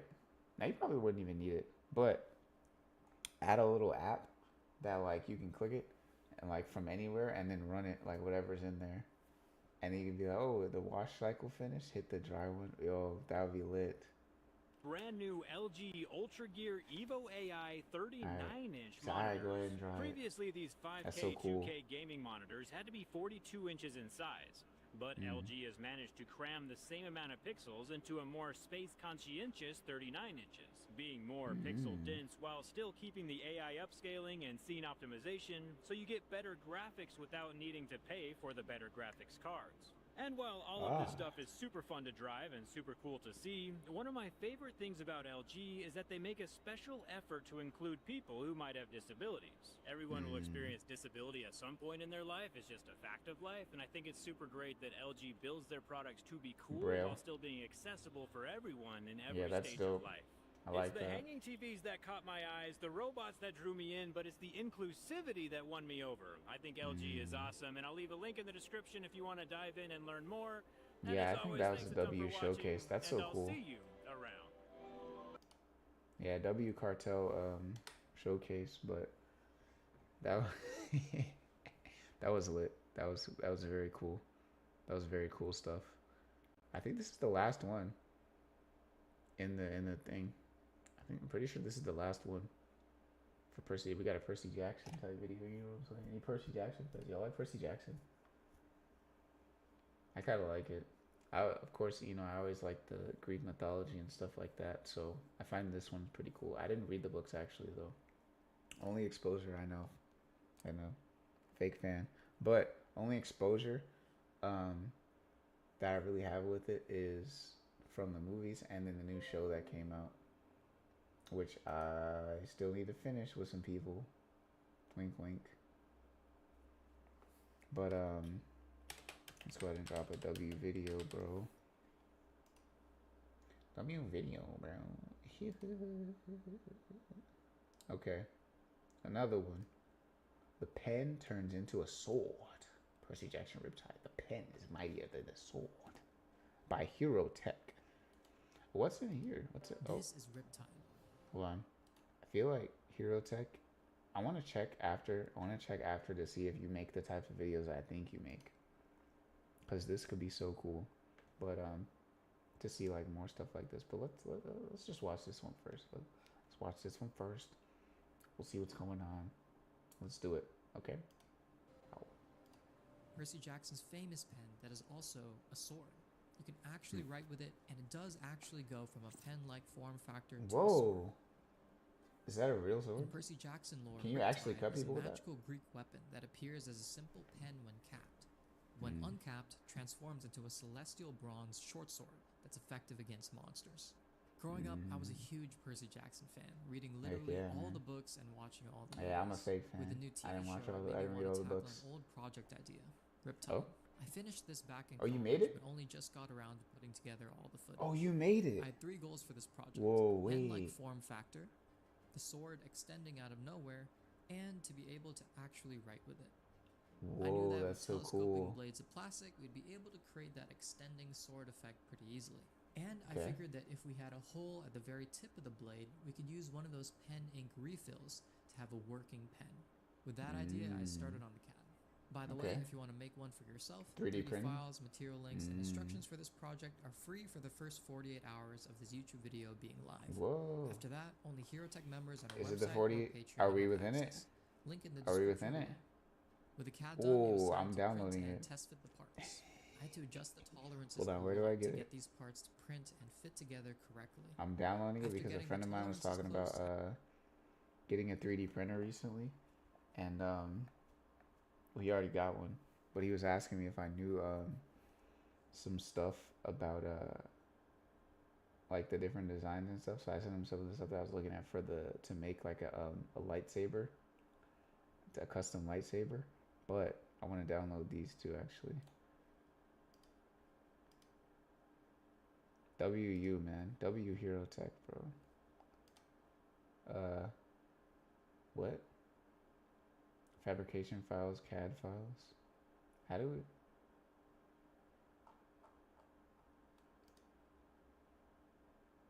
Is it just gonna download? Or what do we do? Ah, okay. That one. And CAD files. What is, I don't know what this is.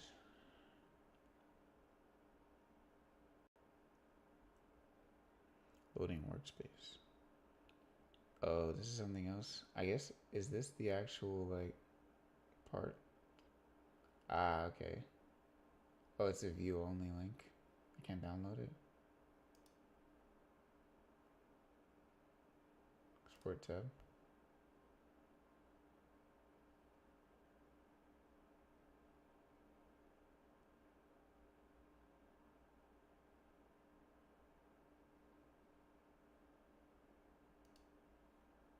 This is cool. Oh, wait, is it gonna write like okay.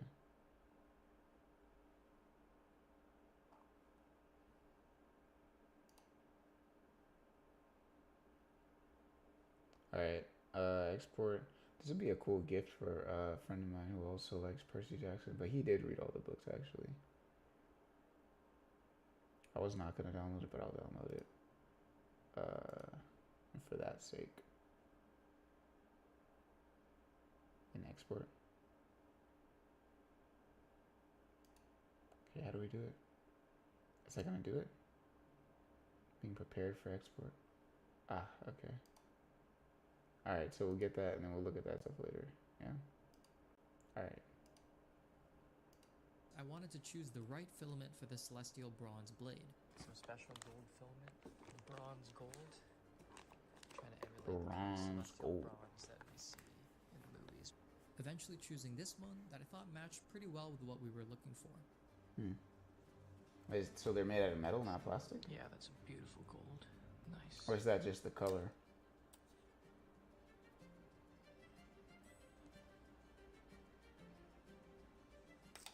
Things were starting to fit, but I realized the form factor was too thick. And honestly, I think they're still a little bit wide, or a little bit thick. Too thick. I just printed a test piece. 3 the thinnest C's. part, printed much thinner at 70% width. And it actually came out really, really nicely. So I think what we're going to do is we're going to try scaling the whole thing down in width, try to print it thinner and make it look a bit more like a pen. Let's try it. After confirming the thinner size would work as expected. Yeah, that did look kind of thick. So nicely. I started printing and putting together was that the thinner one? pen. Things were coming together.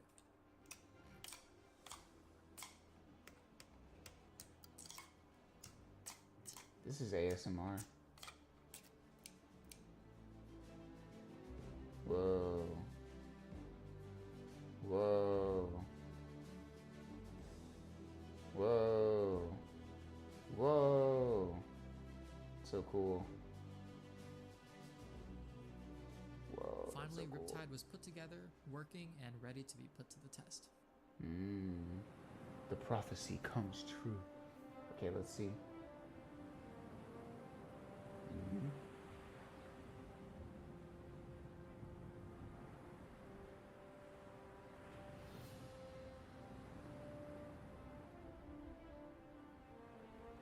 Hey, that's lit. And it writes. Can you refill it? Yo. Yo. Yo. That's so cool. No, he's cheesing. Look, he's like, yeah, hell yeah. That's lit. Nah, I know he's proud. He's cheesing every time, bro. That's so cool. W video. Thanks for watching and see you next time. Man, W video, W production. What do I say? Product? W thing, hero tech. Aha. So. Hey. Let me look at the channel. Let me look at the channel. Cause I think. Yeah, I think that was the last. Yeah, that was the last video for now. Let's look at the channel. Engineers, gadgets. Ooh. Whoa, you made a lightsaber. Wow. What? Retractable lightsaber. What? Do we watch this? Do we watch this right now?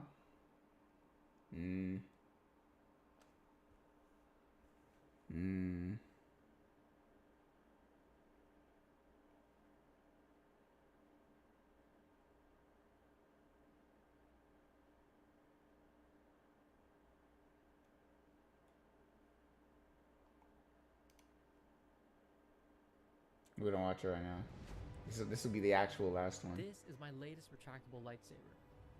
Featuring an instant extension, the brightest, most realistic blade in the world, and full retraction. It does all this in a replica Graflex hilt. That's right, replica. Same base hilt that they used in the original Star Wars movies. Anakin, yeah. Even better, like many of you asked for, you can now lightly duel with it. To be honest, a Oh, retractable wow. lightsaber with all these features in a replica hilt is something that I thought was impossible. So, how did we do it? How does it work? Yeah, how do If we? you've been following along on our lightsaber quest, you'll know this is not our first attempt. I've loved Star Wars since I was a kid, so I've always wanted to make a real-life lightsaber. For the past few years, that's exactly what I've been trying to do. What started as a literal rectangular box turned into a working prototype with V1 and extended even better with V2. But with V2, we still had things to improve. Namely, the hilt was ginormous, not made of metal, and not duelable at all. That was in June. I've been hunkered down since then, developing this next lightsaber nonstop. The first problem was fairly obvious. How the heck can we fit all of this into a replica hilt? This is the graphic. I might have to drop a sub. I gotta drop a sub. It is tiny. That's freaking awesome. Shout out to Cal from KR Sabers and the Saber Armory for the hilt.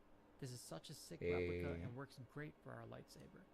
While it's perfect and screen accurate, that means we had our work cut out for us. We have insanely limited cut out with the 3D printing space to fit in our mechanisms. I need that soundboard for next time. Mechanisms would definitely not fit, meaning we had to completely redesign the mechanisms and internals to make it more efficient. So that's what we did. Here's a quick rundown. Yeah, make it smaller. We're now using a clear magician's cane for the extension / retraction with a single high-powered chip on board LED strip running through it to provide the light. The magician's cane basically acts like a really long spring that can compress to a really small size. The LED strip is attached internally to the top of the magician's cane. By controlling how much of the LED strip we let out, we can control the length of the blade. The LED strip is stored on a spool. When we want to retract the blade, we activate this attached motor, which spins the spool and pulls the LED strip back. At the base of the hilt, we have another motor that spins the entire chassis, and thus the blade at high speed, providing the awesome. Yeah, I think I remember seeing. I think I remember seeing something like this, similar to this, but it was a little bit different. It was the one that the guy, the Disney Imagineer, the one that he was making. I can't say that that's a little bit. I think it was a little bit different though. Bright, pulsing, energetic. I think it had the same kind of. That's how we hope. I think it had a similar kind of foundation though, with like using the LEDs inside like a compressible thing. It would work anyways. The first thing I think this is a little different though. The blade setup provided a realistic blade effect. We had no space to run the LED strips around the cane as we did before, so we had to run it through the middle of the cane and make the cane clear. Without the spinning, it looked pretty underwhelming. But once we did spin it, it looked awesome. Next, we wanted an instant extension for the blade, so like before, we used the clutch system. When the clutch is pulled back, the blade releases and shoots out instantly. When the clutch is pushed forward, it re-engages the gears and allows for retraction of the blade. After redesigning the clutch to fit into our new hilt, we tested to make sure that it worked. Spoiler alert, it didn't at first. Didn't. After a lot of modifications though, we finally got it working how we wanted. But we ran into another problem. Something not a lot of people know about magician's canes is that you can't just push it in to retract it. You have to push it in while rotating the base as well. We needed a mechanism to rotate so you the have base, to and rotate for that it. we settled on this internal gear system powered by a motor. As usual, it didn't work the first time, or the second time, or the third time, but after changing a few things and quadrupling our voltage, it was finally working how we wanted it to. However, we ran into yet another problem, the stiffness of the blade. Since we switched to a clear plastic... Wait, hold on.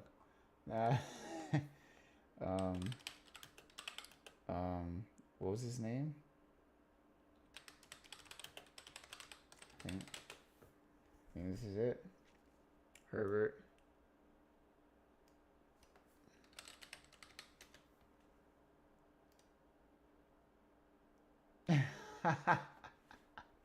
That was that. Bruh. Oh my gosh. Okay. Magician's cane over the steel cane we used previously, we've lost some Whoa, stiffness. what? So how did we fix the cane over How did he make a stiffness steel of the one? blade? Since we switched to a clear plastic magician's cane over the steel cane we used previously, we've lost some He used a steel one? How did that work? stiffness. So how did we fix this? After a lot of testing, we found that you can actually stiffen the blade by rotating the cane really quickly. and pulling it down at the same time. This tightens the cane segments together and encourages them to stay straight. But even with these measures, we still had to improve the stability of the blade. That's so cool. We added a stabilizer. So I have been testing these blade stabilizers for like the past couple of days now, and it's a bit of a problem because the magician's cane keeps catching on these little plastic parts. Trying to solve that while also making the stabilizer stiff enough to actually stabilize a kind of heavy cane. This holds the blade in place and stops it from bending or moving around. We went through a lot of iterations and simulations of this stabilizer, but thankfully this was made easy due to Onshape. Onshape is our CAD software of choice and the sponsor of this project. It's the only CAD program that lets you collaborate in real time with other people. And let me tell you, this feature is why we're able to develop lightsaber iterations so quickly. With multiple people working on CAD at the same time, our design cycles are significantly shorter, which translates to much quicker project development. It also has version control just like Git, which means we never lose any progress on our CAD. It's super easy to keep track of design history and test different designs at the same time. Being cloud-based, it runs instantly on any device with no downloads. So collaborators can get set up quickly and get to CAD in no time. We just opened it just a second updates ago. every 3 weeks with new improvements and new features. Some This is an notable ad. ones are simulation, It's sponsored. Cam I just Studio. realized this is an ad. I got caught. and rendering. But it's a good ad. You can W even ad. use Onshape on your It's phone. pretty cool. Super helpful for on-the-go design feedback. On and your phone collaboration. too, bro? That's cool. Engineers and their companies can try Onshape Professional Okay, I for think up to 6 I'm gonna months skip it in a addition second. to the free hobby and student Onshape Electronics. One high-powered using a Profi board with the mechanical parts designed and tested, we moved on to the electronics. We're Okay. using a Profi board V3.9 to control everything. Profi. 4 motors, one high-powered chip-on-board LED strip, one speaker, Chip on one board. 3.7 volt LiPo Speaker. Is that the battery, Kyber? Wait, was that the chip-on-board LED strip, one speaker, Kyber light one crystals? 3.7 volt Okay. wipers, one high-powered KY, chip-on-board KB. LED strip, one speaker, one 3.7 KR volt LiPo battery, one sabers. 14.8 volt LiPo battery, and curiously, one reed switch. Why a reed switch, you may ask? What's Great a reed question. switch? For the last lightsaber, we used an external circuit with its own motor and battery to spin the chassis and blade. However, this was a bulky solution. As you can see, it sticks out of the Bulky. hilt quite a lot. That's when me, the mayor, commented and suggested we use a reed switch. A reed switch is a switch that is activated with magnetic fields. So when a magnet gets close enough to it, it will turn on, and when the magnet gets far away, it will turn off. Perfect for our use. This meant that we could have the reed switch wired to the Profi board inside the internal chassis, and just use a strong magnet on the outside hilt to trigger the lightsaber. This saved us a ton of space. Thanks, me. Whoa, After that's cool. verifying the electronics worked, we got to soldering everything, and we also That's wrote so the code. cool. So finally finished the code. Wrote a custom prop file. Things are working. Shout out to Olivier Flying 747-8 and Frederick Hubinet for help on the code and answering my questions. With the code written, it was time to put everything together and start testing. That's so cool.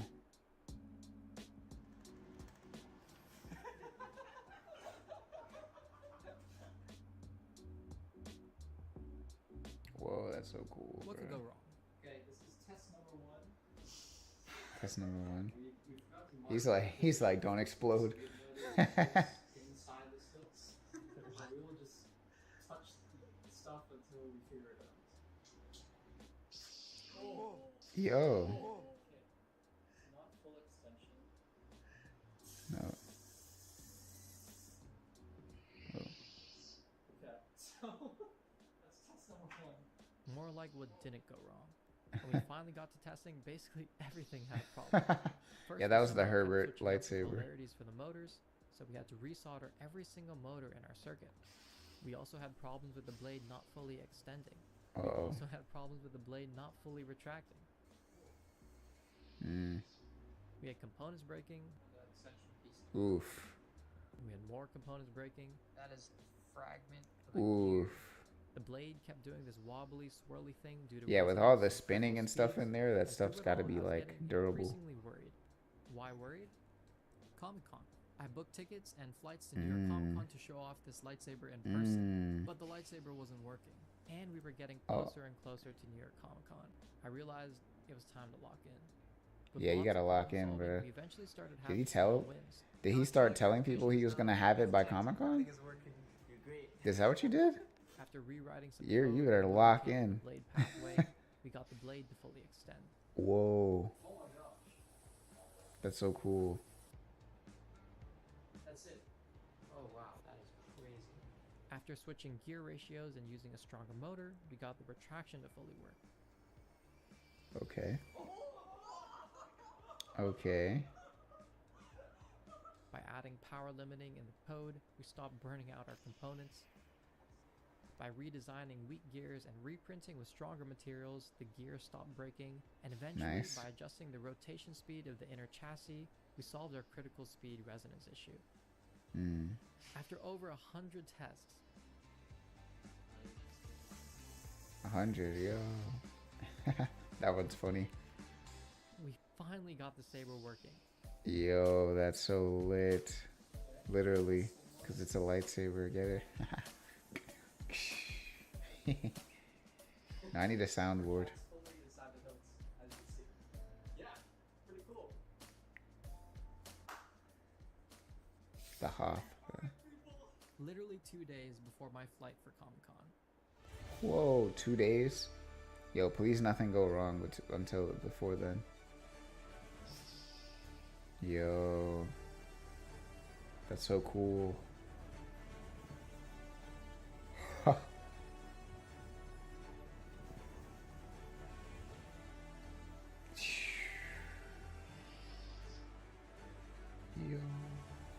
Yo, Imagineers. Are you an Imagineer? Imagineers, get this guy. Of course, the lightsaber broke in Please. The problem is, I think we broke the lightsaber during transit, so you can see No way. sticking out. That's not supposed to happen at all. So already we know something's a little bit wrong here. Ordering last-minute repair tools to my friend's place in New York, I stayed up for hours to fix the lightsaber. After hours of soldering and gluing and reassembling, I finally fixed it and showed it off at Comic-Con. Hey, let's go.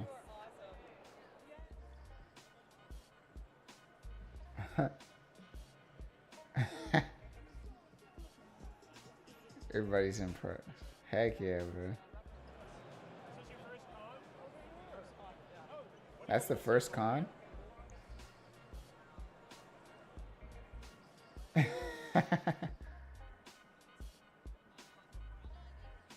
Yo. Everybody's surprised, bro. They're like, oh, they have those?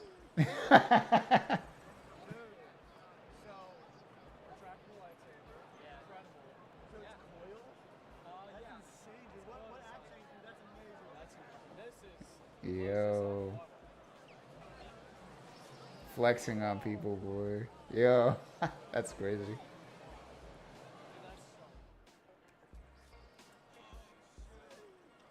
This Big thing is flexer. awesome. It feels more than ever like a real lightsaber. Like before, it's honestly That's quite so hard to cool. explain. The spinning creates this intense Makes gyroscope sense, yeah. effect, which is accurate to how a real lightsaber is supposed to feel according to lore. Now, what's next? I'm going to continue improving the performance. He's like, yo, we might actually hurt somebody with this. We also want to make it fully because it dual spins, capable. right? Right now, it can withstand light hits, but I want to stabilize, stiffen, and strengthen the blade even further. We also want to optimize the design for ease of assembly. Right now, it's still pretty hard to put together, but we want to make it as easy as possible for anyone to make it themselves. Finally, cool. we're going to work on porting this design into other existing hilts, along with different blade colors. Yeah, to have like a container to where it's like, oh, it's like a universal like hilt chassis or something like that, so you could just like drop it into any hilt. That would be so cool. Those material links and full technical breakdown for this project are free for the first 48 hours after this YouTube video is posted. After 48 hours, Definitely not 48 hours for this one. I'd have to sign up for this. Subscribe to the channel, hit the notification Which I wouldn't bell mind if you doing. don't want to miss out on future projects. Overall, I'm really happy with the progress on this lightsaber.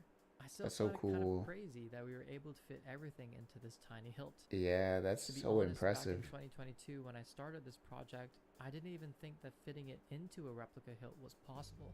That's so impressive. So back then, we didn't even try. Maybe we could have gotten to this point much sooner if I had believed it was possible, that we could do it. The whole point of Hero Attack is that we bring the impossible to real life. Heck yeah, Taking on man. this daunting engineering project. I respect it, man. That's so cool. So from now on, I'll make sure to remember that anything is possible. W video, W message. Hero Tech. That's a sub. Are we subbed? Okay, good. I subbed. W message, man. I gotta drop another comment. W video, W message, man. Hero Tech. Hero Tech. That's so cool. Oh, that's the Disney one. But we are coming to the end of the stream here. That's gonna be the last one for this one for sure. Where's the thing? Okay, yeah. W video, guys. W stream. I hope y'all enjoyed this one. That's gonna be it for now. If I might end up chopping this one up. To have as like separate ones. Maybe we'll leave it as a stream. I don't know. We'll see. But yeah, that's gonna be it. Hope you all enjoyed. Leave some comments down below if you see this on the YouTube video. Leave some comments down below. You know what I mean. And yeah, that's gonna be it. Be sure to subscribe if you liked it. You had a good time and like it and all that good stuff. Appreciate you for being here.